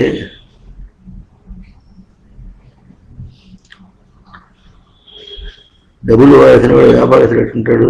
నువ్వు ఎడిపోతున్నా సరే నేను చావుకుపోతున్నా అంటాడు. నువ్వు పోతే పోయినా నా డబ్బులు నాకు ఇచ్చేసుకో. చావుపోతున్నావు అయితే తొందరగా ఇచ్చేసి ముందు చేస్తే నాకు ఎవడిస్తాడు, మళ్ళీ నేను ఎవరితో తిరిగేది ఇచ్చేసుకుంటాడు. గట్టిగా ఏదైనా నీతులు చెప్తే ఉంటాడు, చస్తుంటే సంధ్యామంత్రమా అంటాడు. ఇన్నాళ్ళు అడుగు చేయలే, కానీ చచ్చినప్పుడు చేయరా అంటే గ్రహణకాలే పీచ అంతేనా, గ్రహణకాలం నేను దేనా చేయబడినాడు. ఎట్లా అంటాడు అల్లేడుగా, అర్థం అవుతుందా లేదా?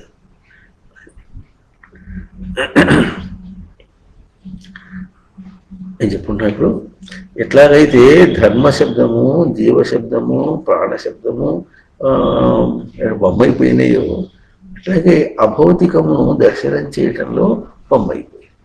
మళ్ళీ చెప్పుకుంటా ఎట్లా బొమ్మైపోయింది. ధర్మశబ్దము ధర్మి దగ్గరికి వచ్చేటప్పటికి ఏమిటి, ధర్మం కలవాడు. ఏ ధర్మం కలవాడు? రచింపడే ధర్మం కలవాడు ధర్మం. వీడేమంటున్నాడు, అన్ని ధర్మాలు, మనోధర్మము, ఇంకా భార్య ధర్మమే, భర్త ధర్మమే, సంసారం ధర్మమే. ధర్మం కాంతి ఉంది కనుక అన్ని ధర్మాలు, అన్ని జీవములే. జీవించాలి, చావకూడదు. అర్థమవుతుందా? ఎట్లా చావకూడదు, జీవించాలి. చచ్చేవాడు జీవించాలంటే, చచ్చేవాడిని అనుకుంటూ చచ్చేవాడు దాన్ని ముట్టుకుని చావకుండా ఉండాలంటే ఎట్లా అవుతుంది? అందుకనే మనం ఏం చెప్పుకున్నాం, పులి నోట్లో తెలకాయ పెట్టాడు. తీసాడు, పులి నోట్లో తెలకాయ పెట్టాడు. ఏమంటాడు, అది కొరికి తీరుతుంది, నేను మాత్రం తీయను. నువ్వేం చేయాలి, పులికి బుద్ధి చెప్పు, కొరకద్దని చెప్పు పులికి అంటాడు. అర్థమవుతుందా లేదా? పులిని కొరకద్దని చెప్పు, నేను పులి నోట్లకు తలకాయ పెట్టా అంటాడు. అవి ఎట్లా అంటే ఒకటి తప్పుడు గ్రహింపు చేత ఆ మూడు ప్రాణము, ధర్మము, జీవ, ప్రాణము ఎట్లా బొమ్మైపోయినాయో, అట్లాగే అభౌతికం అనేది కూడా ఎట్లా బొమ్మైపోయిందంటే భౌతికము అది నాకు కలిగింది అన్నాడు. ఇంకా ఒక రూపంతో కలిగింది, వాడు నాకు కలిగాడు. ఇట్లా పేరుతో అంటాడు. పేరు వేరు, నామం వేరు. రూపం వేరు, నీళ్ళు రూపం అనుకున్న రూపం వేరు. రూపం అంటే రూపొందించుకున్నది అని అర్థం వస్తుంది. రూపాయతీతి రూపాయ అని. రూపాయాం ధాతు, రూపాయలు కాదు, రూపాయాం ధాతు. ఇప్పుడు మనం ఏమంటాం, రూపం అంటే ఉంటుంది పొడుగు, వెడల్పు, లోతు, ఇట్లా అర్థాలు చెప్పుకుంటూ వస్తారు. అసలు ఆకారం, ఈ ఆకారం అన్నీ సంస్కృత పదాలే. ఆకారం అంటే తెలుగు పదమా? ఏమన్నా కాదు. ఆలోచన అంటే తెలుగు పదమా? కాదు. ఏం చెప్తావు చెప్పు. సంస్కృత పదం వాడకుండా అచ్చ తెలుగులో ఒక్క వాక్యం చెప్పి నువ్వు తెలుగు వాడినావు. అచ్చపు చీకటింబడి మరి గృహవ్రతులై అన్నాడు. గృహవ్రతులై చచ్చు పుట్టు చొలు మరల చెరువుతో చర్మణులైన వారికి చెచ్చర గుట్టునే అచ్చ తెలుగు పదం. చెచ్చర గుట్టునే పరులు చెప్పిననైనా, పరులు సంస్కృత పదం వల్ల చెప్పిననైన నిజేచ్ఛనైన, నిజ సంస్కృత పదం. నిజేచ్ఛనైన ఏమిచ్చిననైనా, మళ్ళీ కారణాలు ఎక్కువ, మళ్ళీ సంస్కృత పదం. ఏదైనా హరిప్రభు సంబంధం.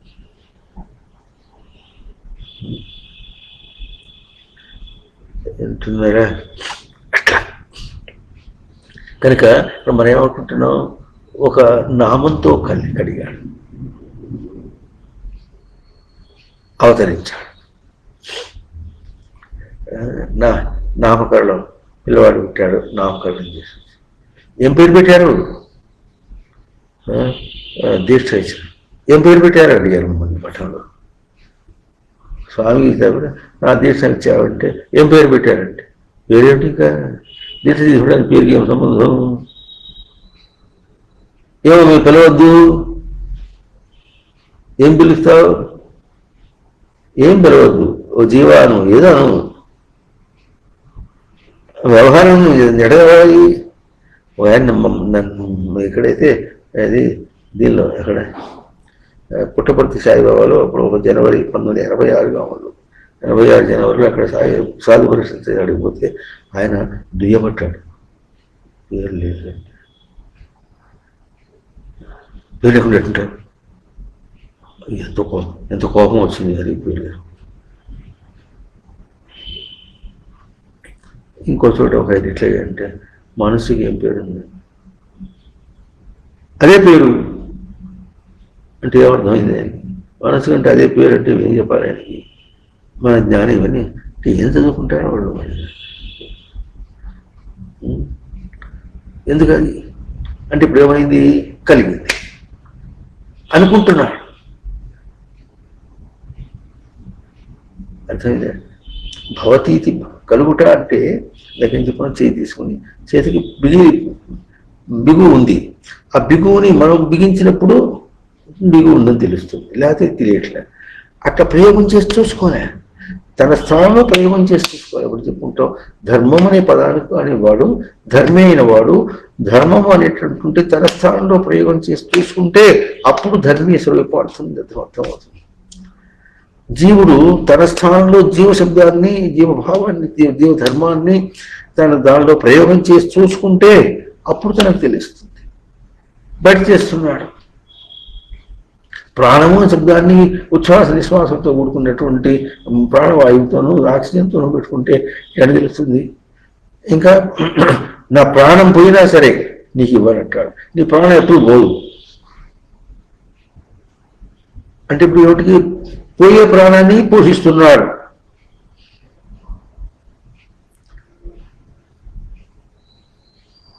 సత్తా ఏది సమన్వయం కావటం లేదు. వింటున్నారా? అధర్మాన్ని ధర్మంలో పెట్టుకున్నాడు. అసలు ఈ ప్రపంచంలో ధర్మం పోయి ఒకసారి మనం ఈ భవనాన్ని కొంచెం చేసుకుంటూ ప్రయత్నం చేస్తూ ఉంటే అప్పుడు ఇప్పుడు మన అక్కడ శాస్త్ర మందిరం ఉంది. అక్కడ ఆ శాస్త్ర మందిరంలో ఒక కార్పెంటర్ పనిచేస్తున్నాడు. ఆ శాస్త్ర మందిరంలో ఎవరో వాళ్ళు వచ్చేసి వాడే దాతగా వచ్చి వాళ్ళని కార్పెంటర్ని పిలిపించుకొచ్చి ఆ లోపల అవన్నీ చేసుకుంటూ వచ్చాడు. ఆ రోజు ఎంత కోపం వచ్చింది వాడికి. నేను కార్పెంటర్ ఉండగా నేను పని చేస్తూ ఉంటే ఇంకో కార్పెంటర్ని పిలుచుకొచ్చావు.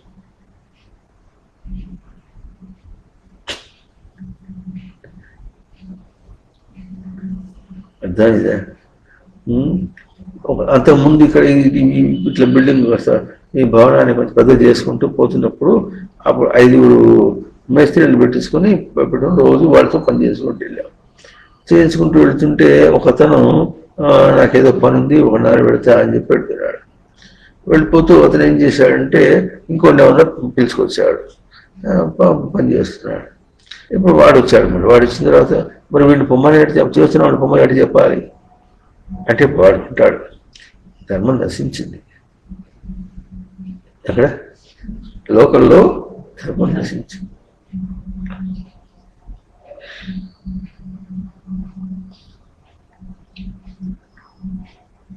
కట్నం 50 లక్షలు ఇస్తా ఉన్నాడు.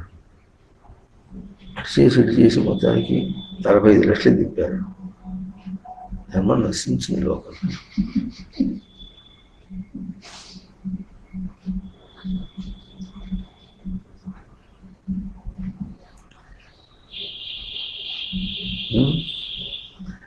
బాత్రూమ్ కట్టుకోవడం జాతి కాదు. నేను అది కూరగొట్టమన్నాడు. కట్టించింది కూరగొడితే అంటాడు. కట్టించుకున్నదండి ఎట్లా కట్టించుకున్నది కూరగొడితే అంటే నశించింది అంటే పిండా కూడా ఉంది. అట్లా ఇప్పుడు ఏం చేయాలి? బాత్రూమ్ రిపేర్ చేయించుకోవాలి అంటే ఇప్పుడు ఏదో మూమెంట్ ఇచ్చారు. బాత్రూమ్లు కట్టుకోవడానికి 10,000 రూపాయలు అందరికీ ఇస్తారని చెప్పి ప్రభుత్వం వాళ్ళని తెలియజేశారు. 10,000 కాదు. ఇప్పుడు ఎట్లా చేయాలంటే బాత్రూమ్లు కట్టించాలంటే శ్రీకృష్ణానంద మఠంలో కొంచెం ఉండొచ్చు కానీ మిగతా అందరిలో బాత్రూమ్ తీసుకుంటారు, బట్టి కట్టించాలి. అందరిలో ఒక్కడి తప్ప మినహాయింపు కాకుండా దున్నపోతులు స్నానం చేసినట్టుగా నిలబడి స్నానం చేసేటట్టు ఉంటుంది, కూర్చోడానికి అరుగు ఉండదు.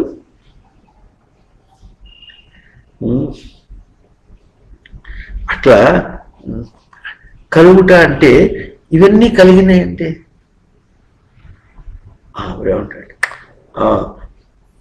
Very good idea occurs to me, గొప్ప ఐడియా కలిగింది, ఏం చేస్తా ఇప్పుడు, ఏం చేస్తా చూడండి.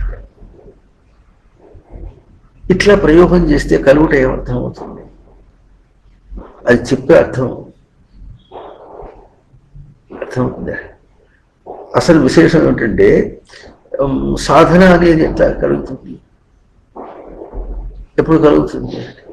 సాధన అనేటటువంటి దాని ఆ పదం నీకట్ట కలిగింది. అసలు లోపల ప్రమాణం ఉంది కనుక, ప్రమాణాన్ని సరిగా పెట్టుకోలేదు కనుక ఇప్పుడు ఇది పెట్టుకోలేకుంటే వస్తున్నావు నువ్వు, ఏదో సాధన కాలబెట్టినట్టుంది. వీడేమంటాడు, నేను చూడు సాధన చేస్తున్నా,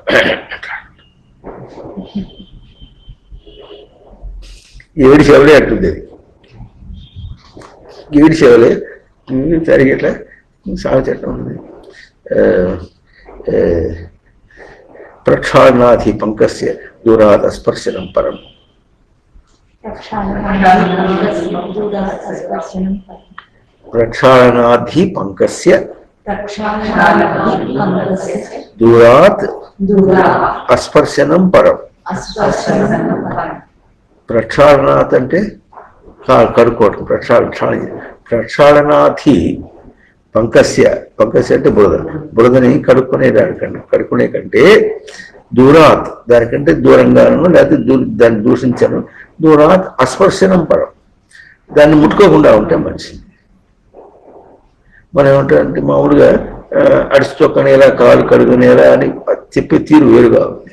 ఇది ఎట్లా ఉంది, బోధ ఎట్లా ఉంటుంది, కలుపుకునే కంటే తొక్కకుండానే ఉంటే మంచిది. ఇప్పుడు ప్రివెంటివిటీ, కరోనా ప్రివెంటివిటీ, అన్నిటికీ ప్రివెంటివిటీ. ముందుగా రాకుండానే ఏదైనా అంటువ్యాధి ఏదైనా వస్తుందంటే ప్రివెంటివ్ మెడిసిన్ ఏమంటూ ఇస్తుంటారు. అట్లా ముందు రాకుండానే, అది అక్కడ ఎప్పుడు బాగుంటుంది. అంతేగాని ఇక్కడ బంధం రాకుండా అంటే వచ్చేసింది, అయిపోయింది నాడు ఎటాగో బస్సుగా అయిపోయింది, ఇంకేముంది కనుక ఎటాగో కలియుగానికి వచ్చేసాం. యుగం అయిపోతే అందరు దేవుళ్ళు కలిసిపోతారు కదా, గ్యారంటీగా కలవరు.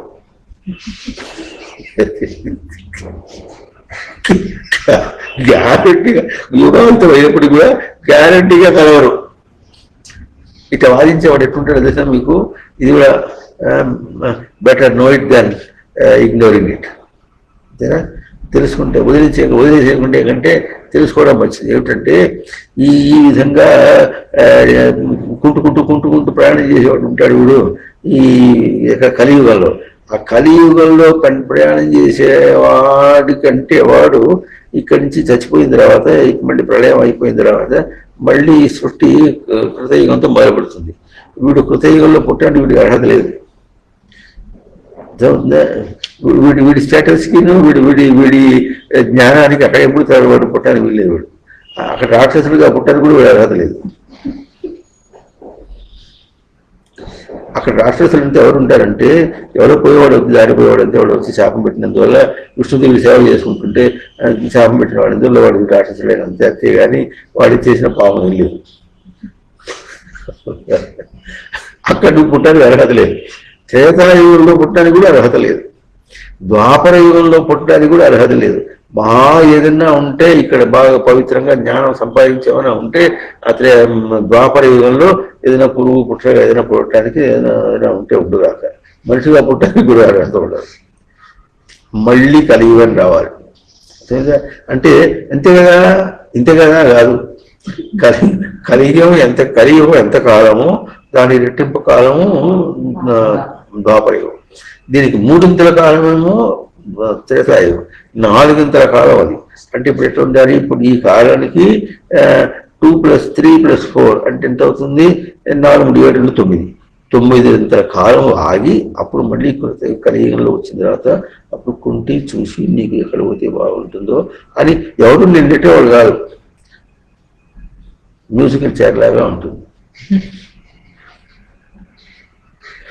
నీకు ఎక్కడా చోటు దొరకదే.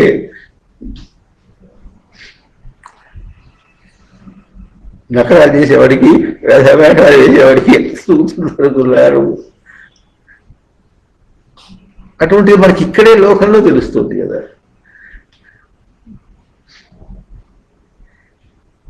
మరి లోకం అనేప్పుడు సంస్కృతి పదం, దాని అర్థం వేరుగా ఉంది.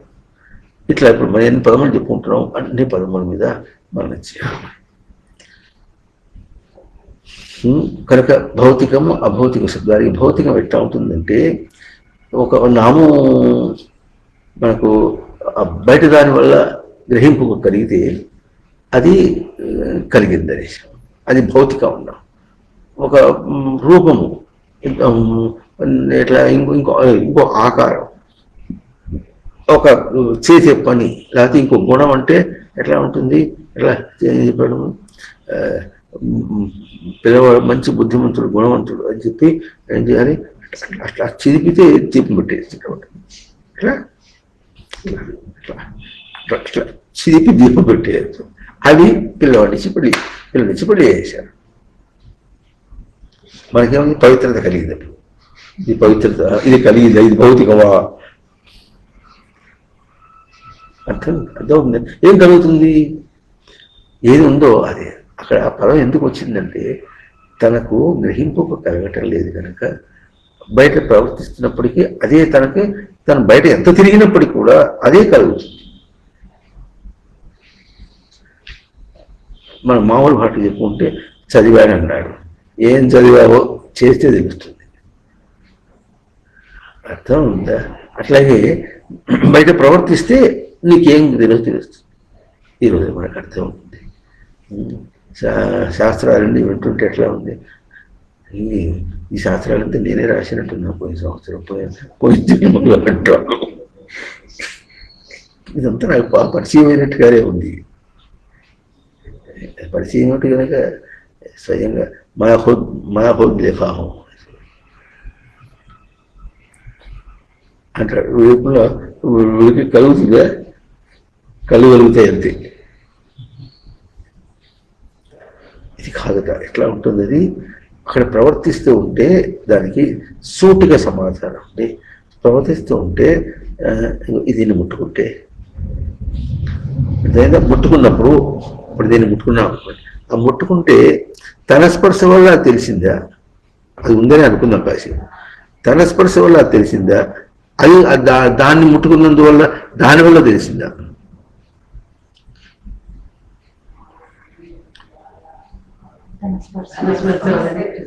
ఎందుకు? జ్ఞానం తన దగ్గర ఉంది, గ్రహింపు తన దగ్గర ఉంది.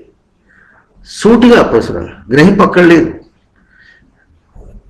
స్పర్శతో పాటుగా స్పర్శకి నుంచి హౌ టు టేక్ బ్యాక్ ఏం తీసుకోవాలి అనేటటువంటిది తన దగ్గర ఉంది. అది స్పర్శ ఎట్లా ఉంటుంది, తన రూపంగా గ్రహించినది. స్పర్శ అర్థమవుతుందా, తన అభౌతిక తన స్వతసిద్ధంగా ఏదుందో అట్లా గ్రహించేటట్టే ఉంటుంది, కానీ దాని రూపంలో గ్రహించలేడు. బయటదనే మాట ఈ విధంగా అబద్ధం లేదు, అసలు లేదంటే ఇట్లా లేదు. దాన్ని చూసి లేదు, అర్థమవుతుందా? బయట దాన్ని చూసి ఉందా లేదా అని చెప్పడానికి కాదు, బయట దాన్ని ఏంచి చూచి ఉందా లేదా అని చెప్పడం కాదు. ఇప్పుడు ఇదిగా మళ్ళీ వస్తుంది, అభౌతికం చెప్పుకుందా, పదమూడు చెప్పుకుందాం. కనుక భౌతికం అంటే తనకు అంతవరకు గ్రహింపుకు అందనటువంటిది ఇప్పుడు గ్రహింపునకు అందినది.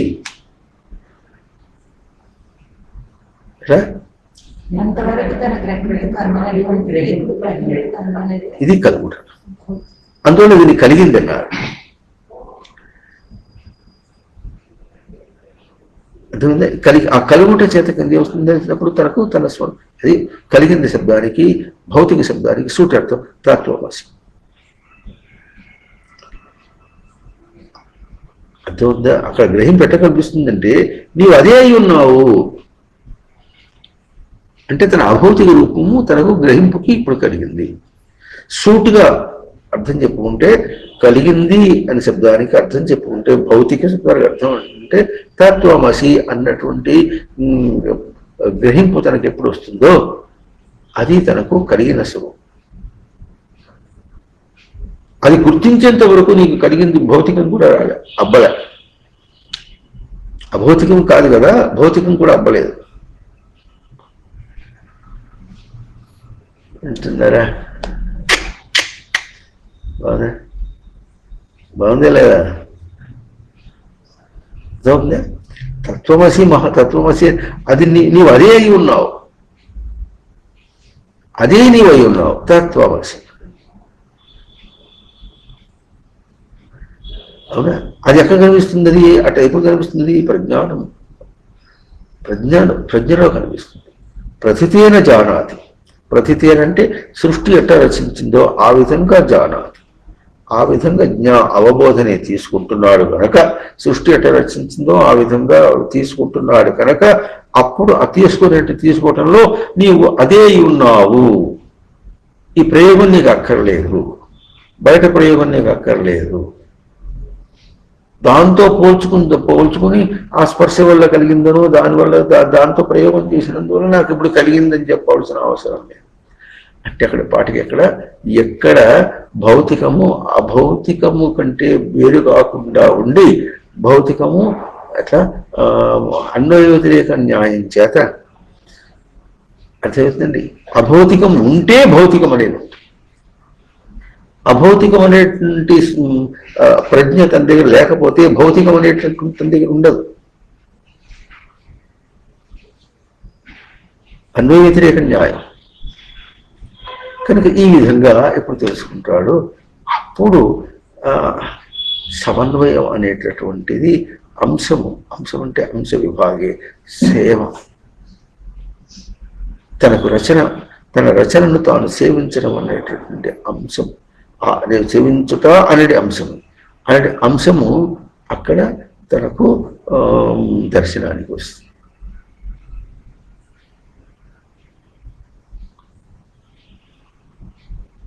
పదములు చూడండి ఎంత బాగున్నాయో. దృశ్యము, దర్శనం. దృశ్యం అనే పదం కూడా దర్శన యోగ్యమని చెప్పారు. దృశ్యం అంటే తనకంటే వేరేగా చూపించలేదు. ఇప్పుడు ఏం చూస్తున్నాడు? దృశ్యమును చూసి దృశ్యం అంటున్నాడు. దర్శనం ఎట్లా వస్తుంది? వీడికి లేదు.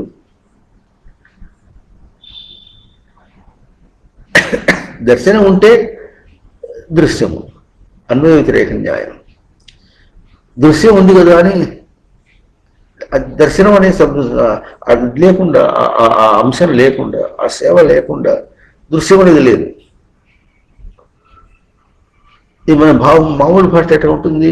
కళ్ళు ఉంటే అని ఉన్నట్టు, కళ్ళు లేకపోతే చూపు లేకపోతే ఏమున్నట్టు అని మన దాని పెట్టేశాడు. ఏగుడికి దర్శనము దృశ్యము యొక్క తేడా ఎట్లా తెలుస్తుంది? ఇప్పుడు ధర్మం అంటే ఎంత అర్థమో, ఎందుకు సత్ అంటే ఎంత అర్థమో, మరి సృష్టి రచించేది ఎంత అర్థమో అంత అర్థము ఇది ధర్మం, అంతే అర్థము జీవశబ్దం, అంతే అర్థము ప్రాణశబ్దం, అంతే అర్థము అభౌతిక శబ్దం, అంతే అర్థము దర్శన శబ్దం. అన్నిటిని ఏం చేశాడు? వేరే అర్థం చెప్తుంటున్నాడు.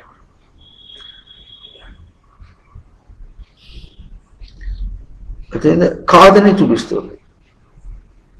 ఎక్కడ సంస్కృత పదములో ఎక్కడ కూడా ఒక్క పదం కూడా బయటని ఎట్లా తద్వ్యావృత్తి చేత అంటారు. తద్వ్యావృత్తి అంటే తత్ అంటే అది, తత్ వ్యావృత్తి, అది అని ఒక వ్యాపారంగా చేసి చూపించడం తద్వ్యావృత్తి.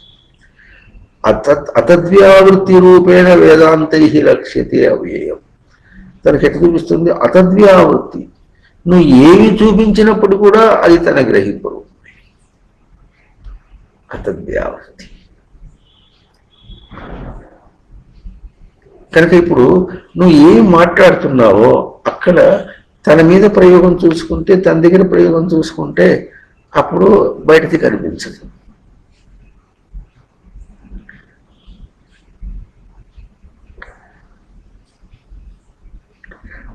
అర్థమవుతుందా లేదా? అట్లాగే ఉనికి అనే పదం కూడా సత్ పదం, సన్ అనే పదం. ఈ సన్ అనే పదం మనం వేరే ప్రయోగంలో వచ్చింది, ఎక్కడ వచ్చింది అని చెప్తారండి. అజోపి సన్ అవ్యయ. అజహ అపి సన్, ఉండగా అని. సన్ అంటే ఉండుట అనమాట. అజహ సన్, సన్ అజహ అపి. సన్ అనేది సత్ లక్షణం, సత్ అనే సత్, అజహ అపి అని అర్థం. అది అజహ అంటే పుట్టలేదని అర్థం. ప్రకాశించింది కాదు. ప్రకాశించడం అంటే బయట వెలుగుగా కనిపించింది కాదు.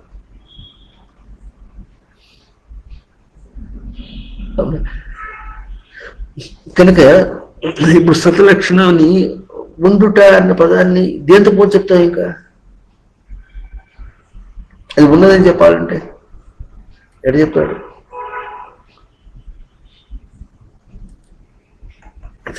ఉన్నదని చెప్పాలంటే అక్కడే నీకు సప్త కుదరట్లేదు, సమన్వయం కావటం లేదు.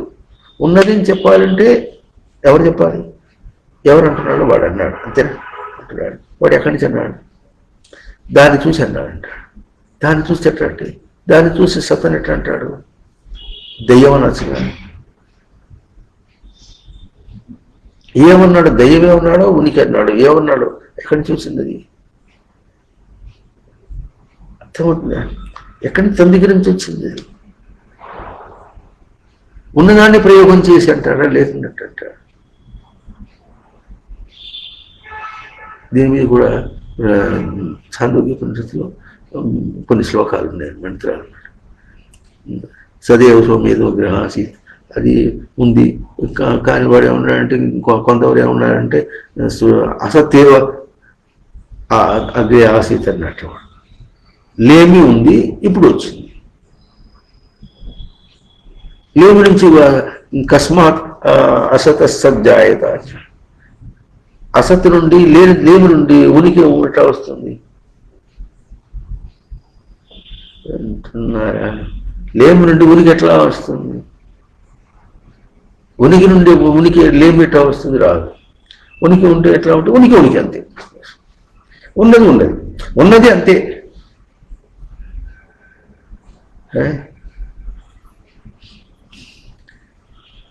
ఒక ఆయన తమాషాగా జోక్ వేశాడు మొన్న నెల్లూరు పోయినప్పుడు.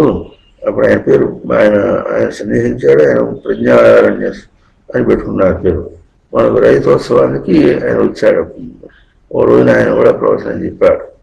ఆయన అప్పుడు యోగి పుట్రప్రాసం అని పెట్టుకున్నాడు. ఆయన ఒక దోవతి 4 మీటర్ల దోవతి మడుచుకుంటాడు. మడుచుకుని ఇట్లా పెట్టుకుని ఇట్లా తీస్తాడు. ఇట్లా తీసుకుని ముడేస్తాడు, అంతే. దోతి కట్టుకోవడం కూడా అంతే. అట్లా తిరిగేవాడు. అట్లా వచ్చాడు. ఆయన మొన్న నెల్లూరు పోయినప్పుడు ఎవడాడంటే, నువ్వు సచ్చిదానంద స్వరూపమే అని వాడిని ఏమన్నా తీసేలో గదిలో పెట్టుకు తలుపు తాళం అయితే వాడు చూసుకుంటాడు. వాడు సచ్చిదానంద కాదు. వాడికి ఏం అర్థం అవుతుంది?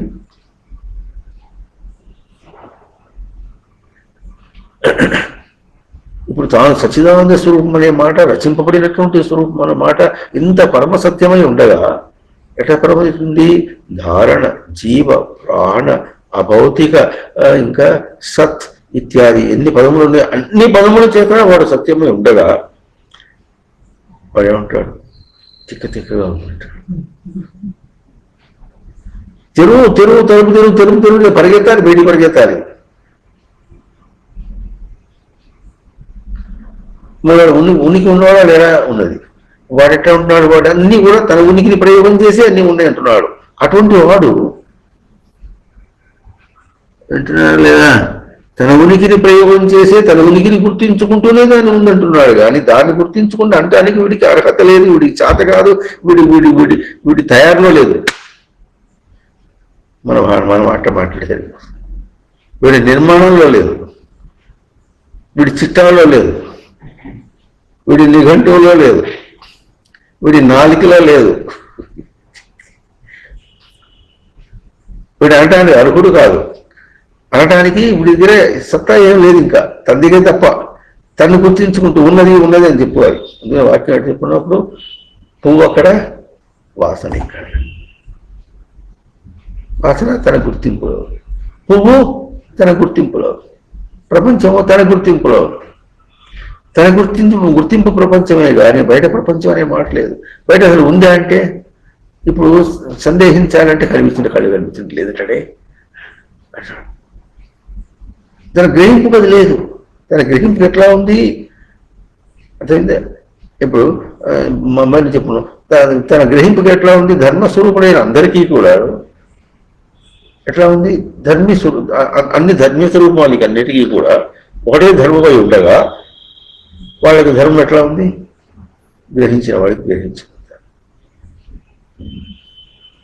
ఇదే సత్యం. అట్లా గ్రహించిన వాడికి గ్రహించేంతగా గ్రహించడానికి తనకు ఏది ఆధారంగా ఉందో అది వదిలేసి ఆ గ్రహించినంత అని పరిమితం చేస్తే ఇన్నరా ధర్మశబ్దానికి అట్లా చేస్తే ఇంకా జీవశబ్దానికి జీవించిన వాడికి జీవించినంతగా అని అంటుంటే అట్లా నీవు జీవమే స్వరూపం. పైగా అంటే జీవము నీవే కదా అంటాడు. ఏదో వాడు తిక్క లేకుండా మాట్లాడుకున్నారు. భక్తుల్లో అంతంతగా పట్టుకుంటారు వేరే సంగతి. మనం వాళ్ళని కూడా పోల్చుకోవాల్సి వస్తుంది. ఇది సామాన్యుడే చెప్పాలి అంటే మనం ఎట్లా గుర్తించాలి అంటే దీనిలో కూడా ఒక విశేషం. అయితే ఇంకే తత్వం అన్నావుగా, నేను అదే అన్నావు కదా, ఇంకా అయిపోయినా ఇంకేం చేయాలి? ఏం చేయాలి? ఇప్పుడు టీవీ పెట్టుకుని కూర్చుంటే సరిపోతుంది. టీవీ పెట్టే జ్ఞాపకం వచ్చిన వ్యవహారం రేపు రాత్రి 9 గంటలకి ఎస్వీబీసీలో వస్తుందట. అది కూడా కొత్త వింత. ఉంటే ఎట్లా ఉంటుందో లోకానికి వాళ్ళు ఏం తీసుకుంటారో. మాది 32వ గురుదేవోభావం 32వ. అంతకుముందు చాలా ఉన్నాయి, వెనకాల చాలా ఉన్నాయి. వినండి ఎట్లా ఉంటే శతగుడి సంఘాల్లో మంది కూడా గుడి సంఘంలాగా వేసారు. వాళ్ళు అందరితో అంతే. కానీ విలువ తెలుసుకున్న వాళ్ళు ఎట్లా ఉన్నవాళ్ళు వాళ్ళు తెలుసుకుంటారు. మనకి ఎందుకు కావాలి, ఎందుకు చెప్పుకుంటున్నాం అంటే తత్వశక్తిగా ఇంకేముంది, ఇంకేయాలి, నేను ఏం చేయాల్సిన అవసరం నేను లేదుగా. ఏం చేయాల్సిన టీవీ పెట్టి కూర్చో సీరియల్ నాటకం చూస్తుంటే టీవీలో సీరియల్ నాటకం చూడాలి.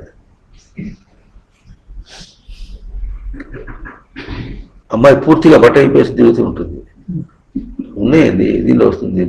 ఇది మన యూట్యూబ్ ఆన్ చేస్తే ఏమో వస్తుంటాయి. ఆ వచ్చేవి దాన్ని ఇరికించి ఇరికించి ఇరికించి ఏమో వస్తుంది.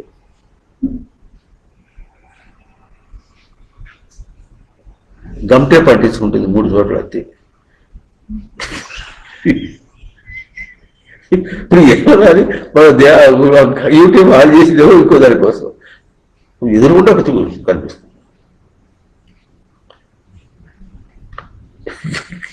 అది ఊరికే వేసు కనిపించడమే కాదు, చుట్టూ తిరిగి మొత్తం చూపిస్తుంది.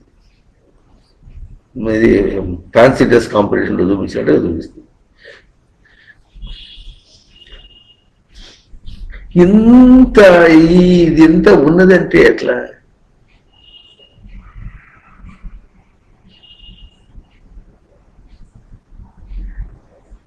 అందరూ ఉన్నది ఉన్నది అంటున్నారు కనుక ఉన్నాం. అది ఉన్నది అంతే. అందరూ ఉన్నది ఉన్నది అంటున్నారు కనుక ఉన్నది. రేపు ఎలక్షన్ అవుతుందంటే ఉన్నది ఉన్నది ఉందని అంటారు కానీ మీ దుంపలు దగ్గర మీకు ఎవరు ఓటు ఇచ్చినా మా బతుకులే మారవు, మా లైఫ్ స్టైలే మారదు, మేము ఎదగం కనుక మేము ఓట్లు వేయమనండి అంటారా? అందుకనే దోనకు బలిచోడా అంటుండేవాడు స్వామివారు. సరిపోయేవాడు. వేసేవాడికి వేయించుకునేవాడికి దోనకు బలిచోడా.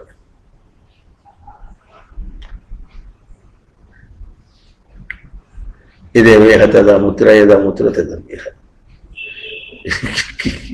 ఇద్దరికి కలిస్తే ఢీ కొట్టే సరిపోతుంది. విడి చుట్టూ వాడికి పెట్టి వాడి చుట్టూ వీడి పెట్టి విడి ఇద్దరు చుట్టూ ముడేస్తే అప్పుడు కొట్టుకుంటుంటారు. ఇవాళ చేసి రేపేం చేసినప్పుడు వాళ్ళకి వరదలు వచ్చినాయి, 5 లక్షలు ఇస్తావా 10 లక్షలు ఇస్తావు, పోయిన మాట 5 లక్షలు ఇచ్చారే, ఈ మాట 3 లక్షలు ఇచ్చారంటే బాబు గారు సొమ్ము ఎక్కడి నుంచి వచ్చిందా? ఒకరికి 5 లక్షలు ఇవ్వాలంటే ఏమన్నా అర్థంగా? అది ఇట్లా కాదు, మనకి ఇట్లా అవుతుంది, మనం ఇంత చేయాలి, మనం ధార్మికంగా నిలవాలంటే ఏమో తెలుసా? ఎవడో దొరుకుతాడు ఆ వాడిని పట్టుకొని పనికిరాని వాడిని పట్టుకొని వాడిని పట్టుకొని చేసుకుంటూ పోతుంటే వాడేదో ఏదో వాడి సమస్య చెప్తుంటాడు. నన్నే కనుక చీఫ్ మినిస్టర్ వచ్చి అట్లా అన్నాడు ఇట్లా అన్నాడు అని చెప్పేసి గౌరవం చెప్పుకోవాలని మర్యాద చెప్పుకోవాలని చేసుకునేవాడు లోకల్గా ఉంటాడు. ప్రతివాడు తను చెప్పింది గొప్ప అనుకుంటుంటే ప్రమాణం కావద్దు. అంతే లోకం అట్లాగే ఉంటుంది. మరి లోక శబ్దానికి వచ్చాము. ఇందాక ఏం చెప్పిన ఉనికి. ఉనికి అనే పదము ఉనికిని ఉండనిస్తేగా సత్శబ్దం. సత్శబ్దం సత్కలవాడినే ఉంటాడు. ఏదో దానికి కలవాడు అని అర్థం చెప్పలే. సత్తు ఉనికి ఉనికి. దాన్ని పోషించేవాడు ఎవరంటే సత్స్వరూప. సత్స్వరూప అన్నాడు అంతేగాని అందుకని సద్భావ అని పదం వేశారు. సద్భావం అన్నాడు. ధర్మశబ్దానికి ధర్మి అన్నట్టుగా చెప్పకుండా సత్ శబ్దానికి సత్ ఉన్నవాడు, సత్ ఉనికి ఉన్నవాడే. ఆ ఉండటంలోనే అంత గ్రహభా చేసుకుంటే గందరగోళం చేసుకున్నాడు. గందరగోళం చేసుకుంటే గందరగోళం అయిపోతాడు. ఇక సమన్వయం ఎట్లా, సత్తా ఎట్లా?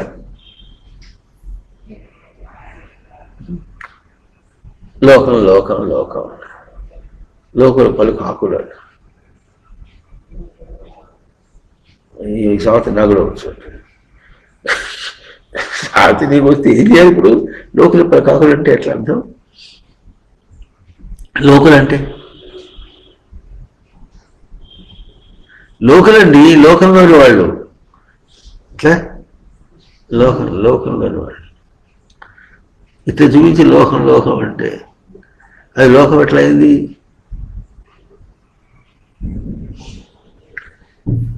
లోకుల దర్శిని అది దివాది గణంలో చూడండి. 4వ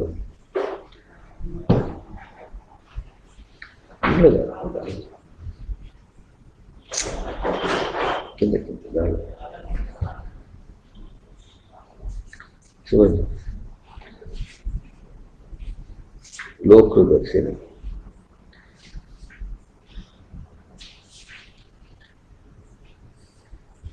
గణం వేసి ఉంటుంది. గణం అంటారు. మొదలుగా లోకతే లోక్యతే ఇది లోక్యతే కర్మని ప్రయోగం. దివాది గణం కాదు కాదుగా, 4 కాదు కదా. లోకుల దర్శనం అంతేనా? లోచుడు చూడు.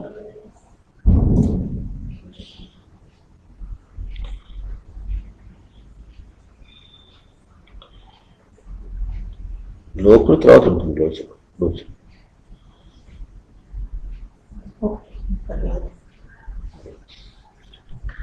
లోకతే ఇది లోక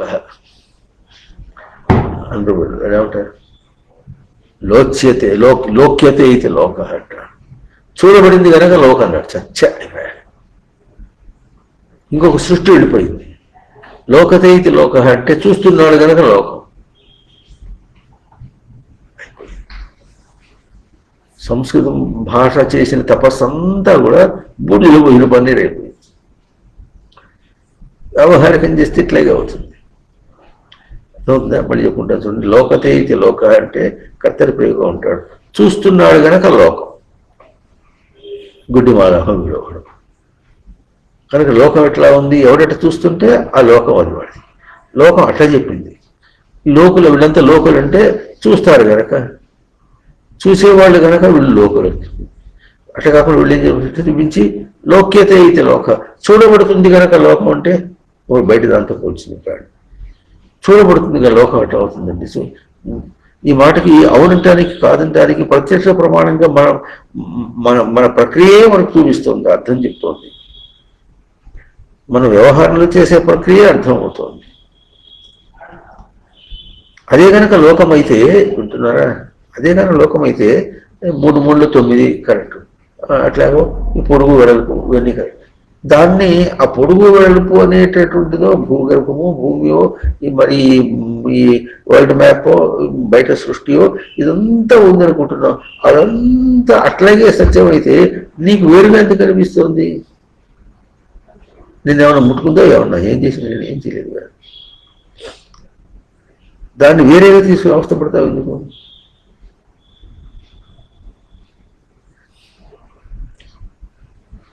అది సత్యమైతే అంతమందికి ఒక్కొక్కడికి వేరు వేరు రూపాయలు కనిపిస్తుంది, ముందు కనిపిస్తుంది అంటే తప్పేవాడిది తప్పు. అట్లా కాకుండా కనుక ఇప్పుడు అంతకేం చెప్పాలి? లోకం అంటే అది వేరువేరుగా చూసేవాడికి లోకం వేరువేరుగా కనిపిస్తుంది కనుక లోకం అంటే తన చూపు అనిపిస్తుంది. లోచితే కూడా అట్లా ఆలోచన అంటే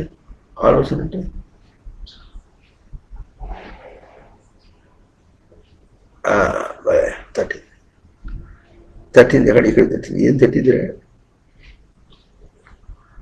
తట్టినట్టు తట్టింది అంటే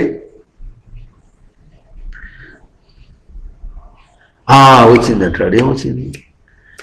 ఏమొచ్చిందిరా తింటే?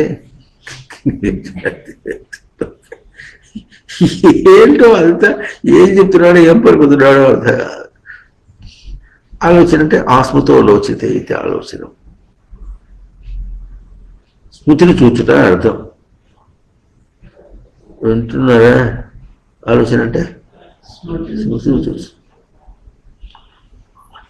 ఆలోకన చేయటం అంటే అప్పుడు చెప్పుకుంటా. ఆలోకనం అంటే స్మృతిని చూచుట. ఆ సమంతాతను కూడా అర్థం చెప్తారు. అన్నిటినీ లోచనం అంటే అన్నిటినీ చూచుట, అట్లాగే అన్నిటినీ లోకనం అన్న చూచుట. చూచుట తన దగ్గరే ఉంది.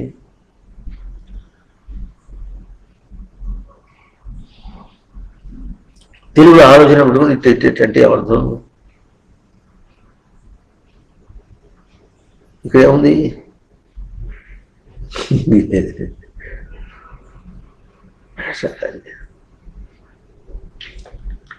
అందువల్ల ఇప్పుడు ఏం చెప్పాలంటే భౌతికం అనే పదం వాడటానికి కూడా మన ఇష్టం. భౌతికం అంటే తనదే తనకు ఇట్లా ఉంది, నిద్రాణమై ఉంది, గ్రహింపుకు అందనటువంటిది. ఇప్పుడు గ్రహింపుకు అందితే అది భౌతికం. గ్రహింపుకు అందింది కనుక భౌతికం. ఏది అందింది? గ్రహింపుకు అందరిది గ్రహింపుకు అందింది. గ్రహింపుకు అందకుండా స్వతసిద్ధమై ఏది ఉందో అది ఇప్పుడు గ్రహింపుకు అందితే అది తన కొత్తగా వచ్చినట్టుగా చూసి అది ఎట్లా ఉంది? భౌతికం ఎప్పుడైతే భౌతికం సిద్ధించిందో అది ఇప్పుడు వెంటనే ఏమవుతుంది? అభౌతికం. భౌతికం సిద్ధించాలి. వింటున్నారా లేదా? ఇట్లా భౌతికం సిద్ధించాలి. ఎందుకంటే అది చూసేటప్పటికి ఇప్పుడు తప్పైనట్టు పిల్లవాడు కొన్ని సంవత్సరాల తర్వాత ఇప్పుడు కనిపించాడు. ఎందుకో వాడి మీద ఎందుకో అట్లా ఎందుకో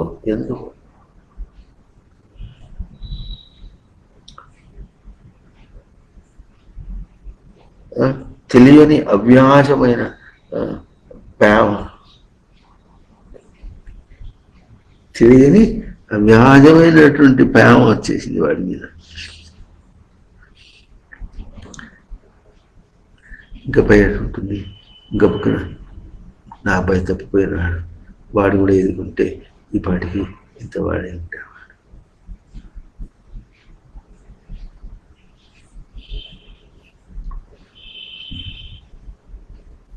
వాడు మాట్లాడుతుంటుంటే కొన్ని మాటల్లో వాళ్ళ నాన్న పోలికలు కనిపిస్తున్నాయి.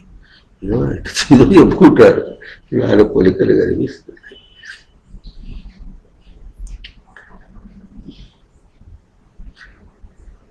అది ఆ దృష్టితో అవుతుంది కానీ ఇలాగే కనిపించదు.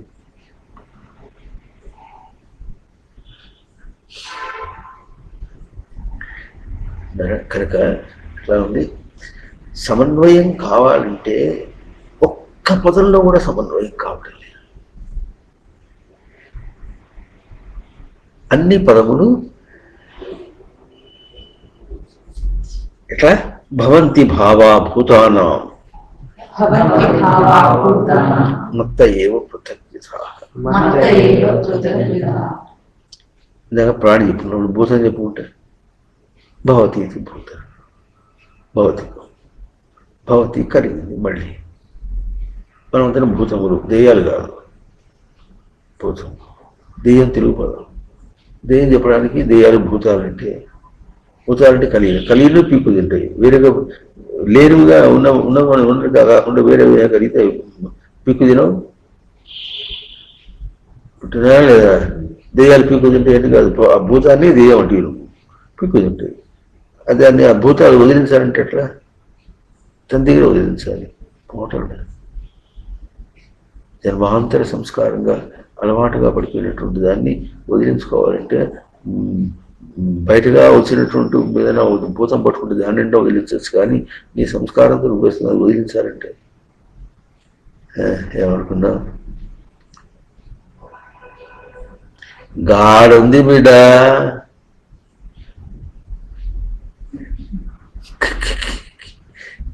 చెయ్యి చేతనైతే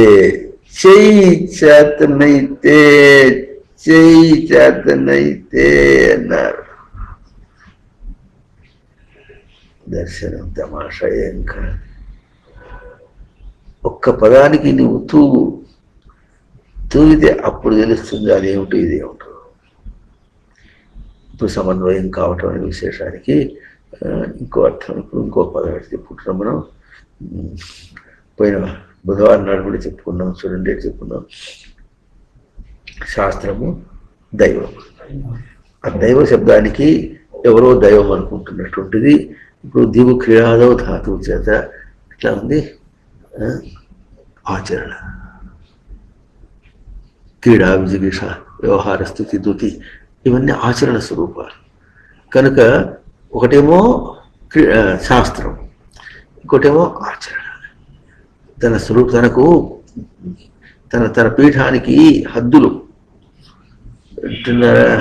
రిజిస్ట్రేషన్ చేయాలంటే తన స్థలానికి 4 ఎకరా ఏమున్నాయో హద్దులు రాసి అప్పుడు రిజిస్ట్రేషన్ చేస్తారు. ఎట్లాగో ఇంటున్నారా,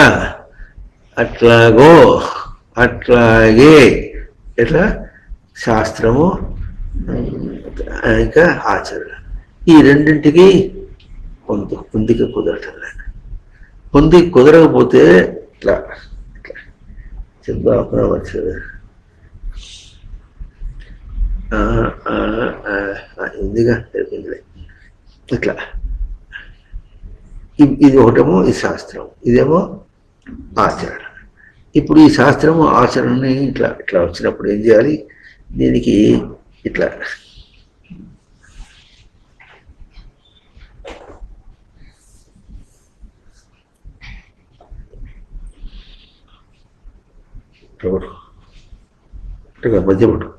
మధ్య ఉండు, నువ్వు ఉండు,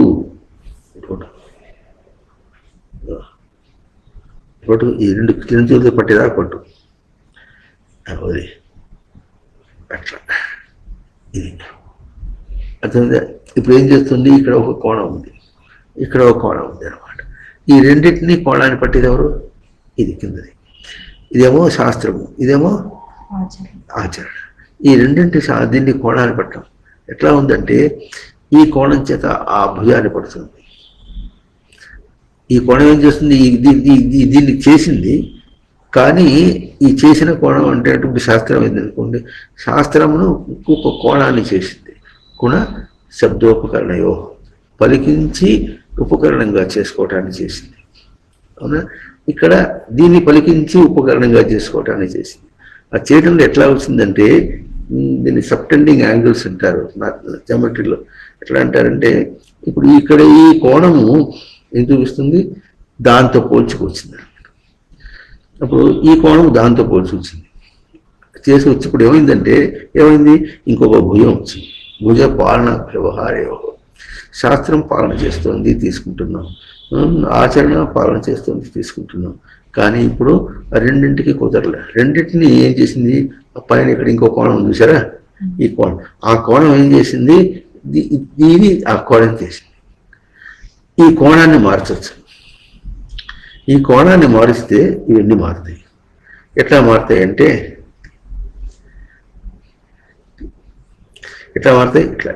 ఇట్లా చేస్తూ ఉంటే అది చిన్నది అవుతుంది కోణం. అంటే పలికించడం తక్కువ అవుతుంది. ఇట్లా చేసుకుంటూ పోతుంటే పలికించడం ఎక్కువ అవుతుంది. ఇప్పుడు ఎవరిని పలికిస్తున్నారు? ఈ కోణాన్ని. ఈ పలుకు దీన్ని పలికించుకున్నప్పుడు ఇది ఇక్కడ పలికించినది, ఇది దీన్ని పలికించినటువంటిది, రెండింటినీ కూడా అది ఏం చేస్తుంది, పలికించడంలో తేడా వచ్చింది. ఎంత తేడా వచ్చిందంటే ఇదే పలుకుతుంది, ఈ రెండు ఇదే పలుకుతుంది, ఈ రెండు పలకటంలే. దీన్ని పలికించడం తగ్గించాడు. అంటే ఎట్లా పలికించాడంటే అందుకనే గురువు యొక్క స్వరూపం ఎట్లా వచ్చింది ఇప్పుడు, శాస్త్రమును ఆచరణ, శాస్త్రము ఆచరణ రెండింటినీ తన పలుకు చేత పలికించడం అనేటటువంటి. శాస్త్రం పలికేది ఒకటి, దైవం ఆచరణ పలికేది ఒకటి. ఆ రెండింటినీ తనకు సమన్వయంగా పలికించడం ఎట్లా వచ్చిందో అప్పుడు మనం ఇదివరకు యూట్యూబ్ ప్రవచనంలో కూడా దీన్ని డెమాన్స్ట్రేట్ చేసుకుంటూ, కర్రలతో డెమాన్స్ట్రేట్ చేసుకుంటూ చెప్పుకున్నాం. ఎట్లా చేస్తుంది ఇప్పుడు, ఇట్లా వచ్చింది, చివరికి ఇట్లా వచ్చి ఇట్లా వచ్చి ఇట్లా ఈ కోణం పెరిగింది. ఎంత పెరిగింది? 180 డిగ్రీలు పెరిగింది. పెరిగేటప్పటికి ఇప్పుడు ఏమైంది, ఇది కలిపి ఎప్పుడైంది, ఇదేమో ఆచరణ, ఇదేమో శాస్త్రం. ఆ రెండింటినీ సమంతంలో లీనం చేసుకుంది ఎవరు? గురువు. అర్థమైందా? ఆ రెండు, ఇట్ మెషర్స్ బోత్ అని రెండింటినీ కొలుస్తుంది. ఎట్లా కొలుస్తుంది? ఈ కోణం దీన్ని పలకరించడం కాదు, దీన్ని పలకరించడం కాదు, ఇట్లా ఆ రెండింటినీ సమన్వయం అనుకోవాలి. పలకరించడం రెండింటిని సమన్వయం చేసి పలికించడం చేసేటప్పుడు అవుతుంది. ఎప్పుడైతే ఇది పలికిందో, గురువు పలికిందో, అప్పుడు ఇది పలుకుతుంది, ఇది పలికినట్టే. అందుకని గురువు ఏం పలుకుతాడు? తన గురించి చెప్పడు. ఏం చెప్తాడు? శాస్త్రాన్ని చెప్తాడు, ఆచరణ చేస్తాడు. శాస్త్రం ఆచరణ, శాస్త్రం ఆచరణ చెప్పింది ఇంతే. అర్థమవుతుంది. కనుక ఆ చెప్పినటువంటి రెండింటి సమన్వయంగా చెప్పినటువంటి దాన్ని పట్టుకుంటే అది వేదం. అవునా? ఇప్పుడు ఇట్లా పెట్టుకున్నప్పుడు మీరు ఏమొచ్చిందో దీన్ని ఏమన్నారు? ఈ త్రిభుజం అన్నారు. త్రిభుజం అంటే తారయతీతి, తను తరింపచేసేటటువంటి పాలన అభ్యవహారములు. అభ్యవహారం అంటే తీసుకోవడం, పాలన చేసి తీసుకోవడం, తరించేటట్టుగా పాలన చేసి తీసుకోవడం అనేటటువంటిది త్రిభుజం. అందువల్ల ఆ త్రిభుజము తనకు ఆధ్యాత్మిక పీఠం ఉంటుంది. ఇప్పుడు అట్లా చేసి ఇప్పుడు ఏం చేయాలంటే అన్ని పదముల్ని కూడా చక్కగా నిర్వచనం చేసుకుంటే శాస్త్రం ఎంత పనిచేసింది అని గురువు చూపించినప్పుడు శాస్త్రం యొక్క విలువ తనకు అర్థమవుతుంది. ఆచరణ చేసి డెమాన్స్ట్రేట్ చేసి చూపిస్తుంది. డెమాన్స్ట్రేట్ చేయడం అంటే చేసి చూపించడం అనమాట. చూపించడం, చేయించి చూపించడం. అర్థమవుతుందా? ఇల్లు ఊడ్చుకుంటూ పోతుంటే తాను ఊడ్చిన దిక్కున ఉండాలా, ఊడవని దిక్కున ఉండాలంటే ఒకటి కాసేపు పోతాడు, కాసేపు పోతుంటాడు. కాలు తిరిగిపోవడం అంతా అక్కర్లేదు. అది ఊడ్చింది అంటాడు. ఊడితే మరి ఊడ్చిన దిక్కున ఊడవని దిక్కు నుంచి ఆ మట్టి అక్కడ మోసిపోతున్నావుగా. అబ్బా, ఇంత అర్థం కాదు, ఇది కూడా అర్థం కాదు లోకం.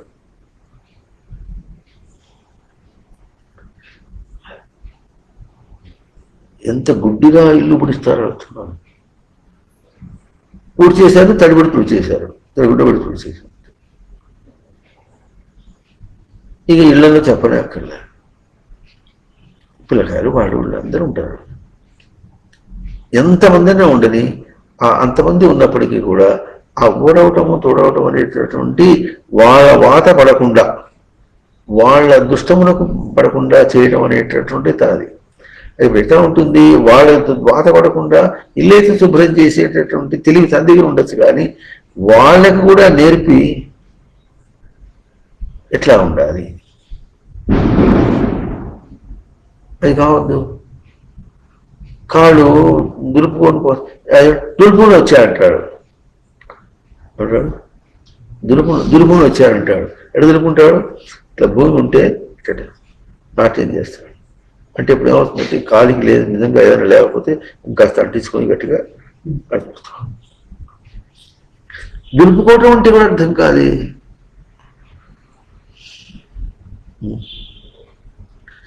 అర్థం అవుతుందా లేదా? కాళ్ళు దులుపుకోవటం అంటే అర్థం కాదు. ఏం చేయాలి? చేసి చూపించబడటం. ఓ కాలుగులు పురాణం నేర్పించింది అనుకుంటాడు. అప్పుడు ఏం చేస్తాడు? గురువు ఎటు చూపిస్తాడు? శాస్త్రం చెప్పింది, ఆచరణ చెప్పింది. నువ్వు కాలుగులు పూటంలో ఆచరించావు.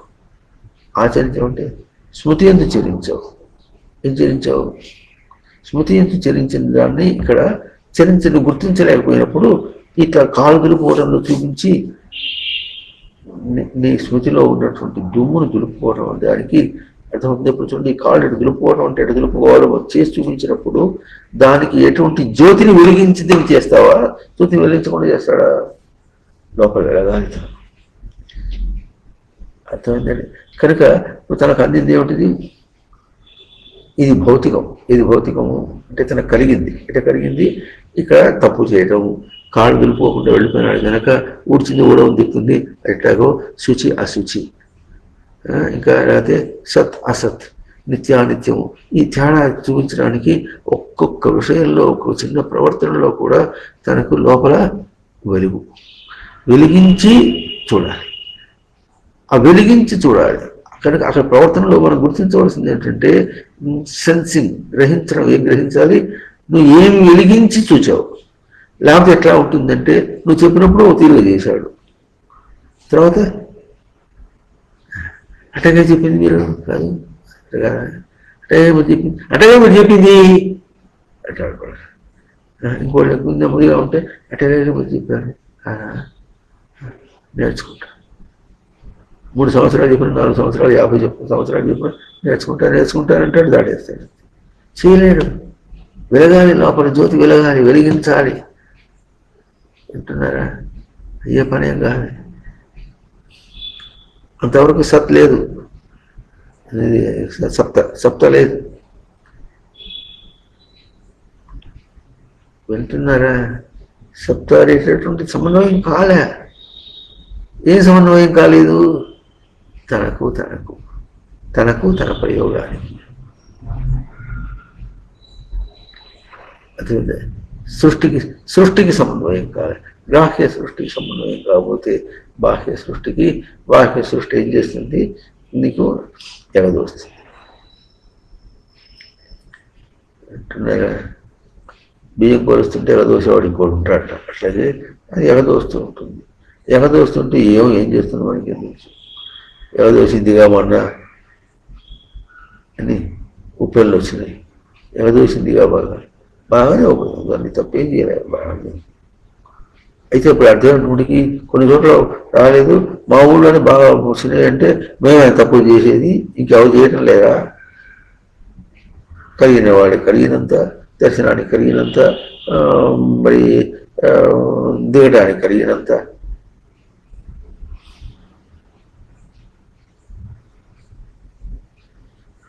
వింటున్నారా? భౌతిక అభౌతికముల యొక్క భౌతికముల యొక్క సమన్వయం అనేటటువంటిది ఎప్పుడు ఏమవుతుంది?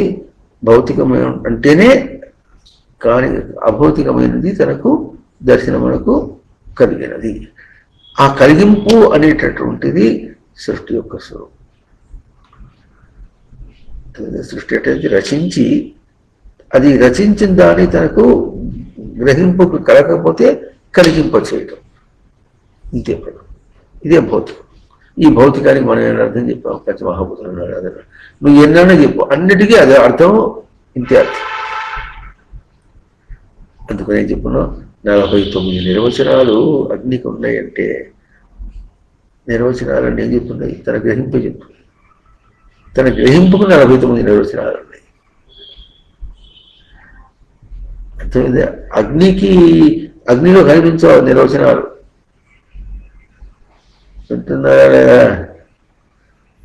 విష్ణు సహస్రనామం ఉందా? లలిత సహస్రనామం ఉందా? శివ సహస్రనామం ఉందా? కృష్ణ సహస్రనామం ఉందా? రామ సహస్రనామం ఉందా? అన్నీ ఉన్నాయి. అంటే ఇప్పుడు ఏం చెప్పారు? సహస్రనామం చెప్పి పూజ చేయండి. అంత దులిపోతలు వారేసినట్టు మాట్లాడతారు.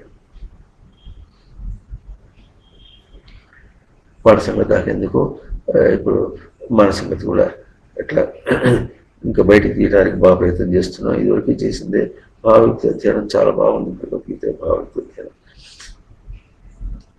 నేర్చుకోవడానికి చాలా నీట్గా ఉంది. దాన్ని మీరు అధ్యయనం చేయండి. మామూలు భాష, మనసు పక్కకు వెళ్ళకుండా తపస్సులాగా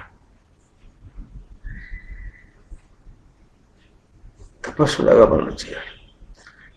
ఒక్కొక్క పదమును పలికినటువంటి ఆ ధ్వని గుర్తించుకుంటూ దానిలో భావం ఎట్లా వ్యక్తం అవుతుందో అది గుర్తించుకుంటూ మనం చేయండి. దానిలో అర్థం ఎట్లా ఉంటుందో SPG3 పుస్తకంలో చూసుకోండి. SPG3 కోసం ఉంటుందో కొంతమంది తెలియ వాళ్ళు ఎవరైనా ఉంటే తెలుగు శ్లోకాలతో వేసినటువంటి సంస్కృత శ్లోకాలకి తెలుగు వరుసలో అదే పద్యక్రమంలోనే వేసినటువంటి పుస్తకం చూసుకొని దాని తెలుగులో మీరు చదివినప్పుడు మీరు గద్యక్రమంలో చెప్పుకోగలుగుతారు. ప్రవృత్తి రాకుండా చక్కగా అనుసరించడానికి బాగుంది. పుస్తకం పెట్టుకొని చక్కగా శ్లోకం చూసుకుంటూ చేయాలి. నిర్లక్ష్యం చేయొద్దు. అక్కడ మనం భగవద్గీత శ్లోకాలు చదువుతున్నామంటే బాగా అర్థం. భగవద్గీత అంటే కనిపించేటువంటి తెల్ల కాగితం మీద నల్ల అక్షరాలు కాదు. ఆ నిజమైన అర్థం ఎంత ఉందో దాన్ని అధ్యయనం చేస్తున్నాం అర్థం. తెల్ల కాగితాల మీద నల్లగా రాసినటువంటి అక్షరాలను అధ్యయనం చేస్తున్నాం అని అర్థం కాదు. అది డెడ్ లాంగ్వేజ్. ఎందుకంటే భాష అంటే నిర్జీవమైనదిగా అక్కడ కనిపిస్తోంది. కానీ అక్కడ దాని వెనుక ఎంత సజీవమైనటువంటి దర్శనం ఉందో దాన్ని మనం సజీవనం చేసి మనం తీసుకోవాలి. ఈ సృష్టిలో గొప్ప న్యాయం ఉంది. ఏది అందులోని దృష్టి జ్ఞానమయం కృత్వా పశ్యేత్ బ్రహ్మమయం జగత్ కూడా ఏది నీవు పలకరించి అన్వయం చేసుకో. ఇది కణం. తనకు కణం అనే మాట దేహంలో దాచిపెట్టుకుంది. దేహం దాన్ని విడిచిపెట్టిపోతే అని అర్థం కాదు. వింటున్నారా? పోయేటప్పుడు ఏం చేస్తాడు? తను ఈనాడు ఏ దేహంలో ప్రవర్తించాడు అవన్నీ తన కణముల్లో ఉన్నాయి. కణముల్ని అప్డేట్ చేసుకుంటున్నాడు. ఇప్పుడు భాష అది అప్డేట్ అంటే తెలిసిన కొత్తగా దాన్ని ఇంకెంత దాన్ని పెంచుకోవటం అన్నమాట. అట్లా మనం కణముల్ని పుట్టినప్పటి నుంచి ఇప్పటికీ ఏం చేస్తున్నాం? అప్డేట్ చేసుకుంటున్నాం. అప్డేట్ చేసుకుని ఎట్లా కణములు అప్డేట్ ఉంటే అది అభౌతికం. దానిలో ఫిజిక్స్ అనే పదం లేదు అసలు. అర్థమవుతుందా? అభౌతికం అనే సెన్స్ లేకుండా ఫిజిక్స్ లేదు. ఫిజిక్స్ అని చెప్పచ్చు, లేకపోతే ఓడలన్నా లేకపోతే. కానీ భౌతికం అంటానికి కూడా వీళ్ళే మన అర్హులం కాదు.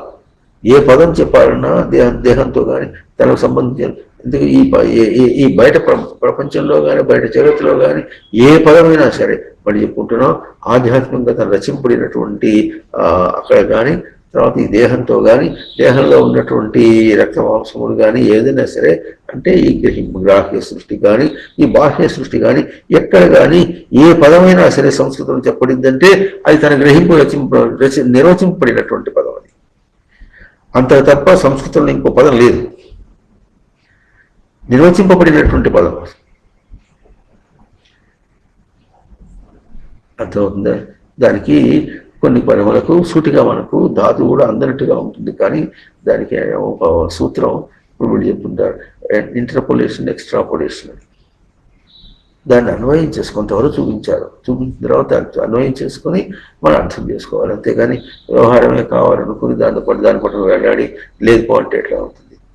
మహర్షుల యొక్క తపస్సు మనం అర్థం చేసుకోవాలి. మహర్షుల తపస్సు అర్థం చేసుకోవాలి. ఎంత దాకా చూపించారో అర్థం చేసుకోవాలి. ఒక్క పదమును మన ఇష్టం వచ్చినట్టు వాడడానికి అవకాశం లేదు. అటువంటిది అన్ని పదముల్ని వాడుతున్నామంటే లేదా సంస్కృతం కూడా లేదు, పోయింది. సంస్కృతం పోయింది, అన్నీ పోయింది. సప్త లేదు అసలు, వేదమే లేకుండా పోయింది. ఇప్పుడు అర్థమవుతుంది. సూటిగా మన వేదంతో కొన్ని మనం చేసిన ప్రయత్నం ఏంటంటే 4 వేదాలు పరిష్కారం చేయడానికి ఈ తేడా చూపించడం సరిపోయింది. మనకు ఆ గ్రంథాలని మనం పరిష్కరించి చూపించాలంటే కూడా కాదు. కొన్ని ఉపనిషత్తులు వేసినప్పుడు కూడా ఎట్లా ఉంది, కొంచెం తేడా చూపించడం వరకే మనం చూపించాం. అంతేగాని ఇప్పుడు మనం చెప్పుకుంటూ పోతుంటే జీవితం సరిపోదు. అందుకని మనం ఏం చేస్తున్నాం, సూటిగా పరిష్కారం చేయడానికి వేదం నుంచి సూటిగా 3-4 పుస్తకాలు వేస్తున్నాం. ఒకటేమో సృష్టి బీజం ఒకటి వేసుకున్నాం, ఇంకోటేమో ఎదురు సంధ్యావందనం ఒకటి వేసుకున్నాం. తర్వాత ఏమో ఇంకా రుద్రాభిషేకం, శతరుద్రియం పుస్తకం వేసుకున్నాం. శతరుద్రియంలో చాలా బాగా కనిపిస్తుంది, ఎంత స్పష్టంగా కనిపిస్తుంది, ఎంత సామాన్యుడికి కూడా చాలా ఆకర్షణగా కనిపిస్తుంది. 385 పదములు ఉంటే చమకంలో 385 పదములకి శివశబ్దాన్ని నిర్వచనించుకున్నాను. ఆ శివుడు నాకు కావాలి, ఆ శివుడు నాకు కావాలనే వాక్యానికి నేను అవి పదములుగా చెప్పని మరి గిరులు కావాలి, పర్వతాలు కావాలి, అవి కావాలి, కొమ్ములు కావాలి, పొడవటం కావాలంటే ఎంత తేడా ఉంది, ఎంత తేడా ఉంది. అట్లా పరిష్కారం చేసుకుంటాం.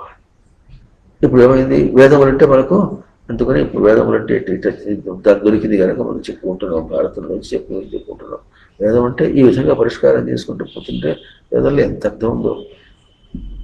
అసలు వేదం అంటేనే మనం చెప్పుకున్న సప్తదర్శనం, సచ్చైతన్య ప్రకాశిని వాస విచారణ జ్ఞాన జ్ఞాన సమృద్ధి లక్షణం అని అని చూపించాడు ఆయన. పాణిని మహర్షి చూపించాడు, పాణిని ధాతువుల మీద చూపించాడు. ఆ సప్త దర్శనములు మనకైతే అప్పుడు మనం వేదములకు పోతే ఏమైనా అర్థం అవుతుంది. ఒకటి భాషతో ఏదో వ్యాఖ్యానాలు రాసిన వాళ్ళంతా ముందు ఉన్నారు, అన్ని వ్యావహారిక సత్యాలు, లేకపోతే వాళ్ళ మతం.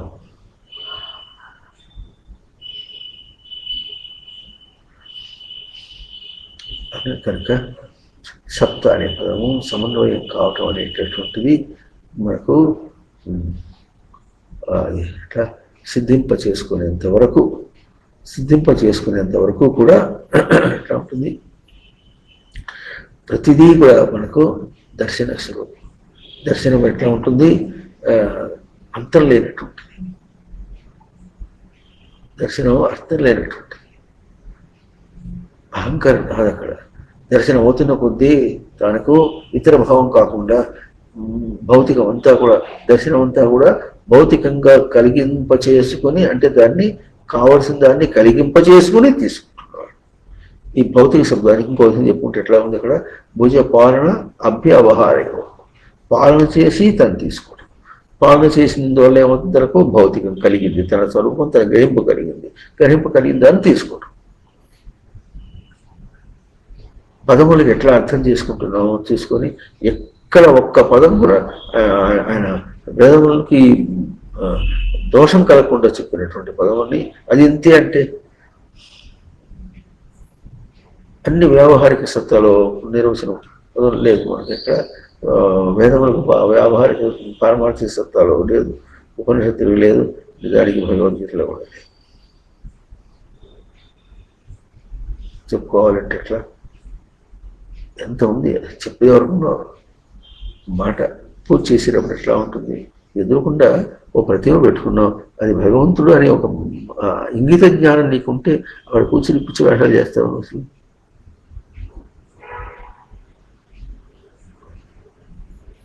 ఇష్టం ప్రవర్తిస్తాడా? ప్రవర్తించడానికి వీలు లేదు. అట్లాగే మనం జీవితం అనేటటువంటి తనకు దైవం, జీవ శబ్దం. జీవ అంటేనే ప్రాణధారణము, సృష్టి రచించినటువంటి అది మనకు దైవం, ఆచరణ స్వరూపం. ఆచరణకు ఇట్లా సిద్ధంగా ఇచ్చినటువంటి స్వరూపం, కబళం. అది మనం తీసుకోవాలి, ఆచరించి తీసుకోవాలి. అది రాకుండా కాగా అది ఆచరించి చూపించి మళ్ళీ గురువు దగ్గరికి పోయి గురువు చూపించినప్పటికీ కూడా నిర్లక్ష్యం చేస్తే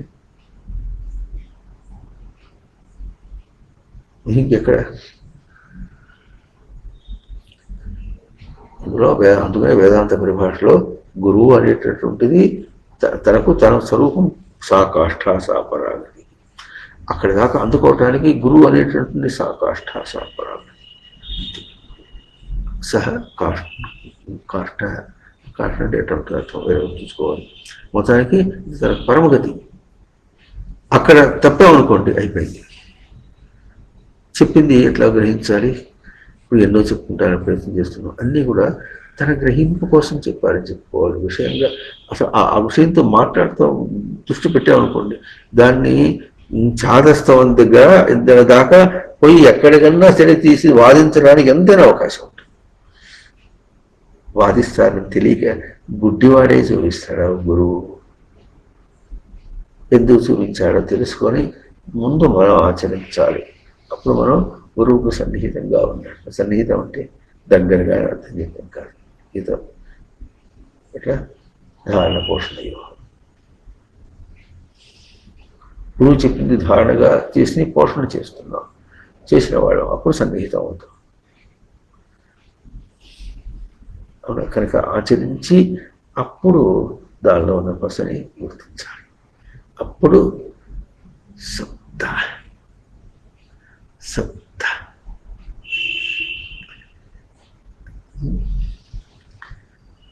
ఓం తత్సత్.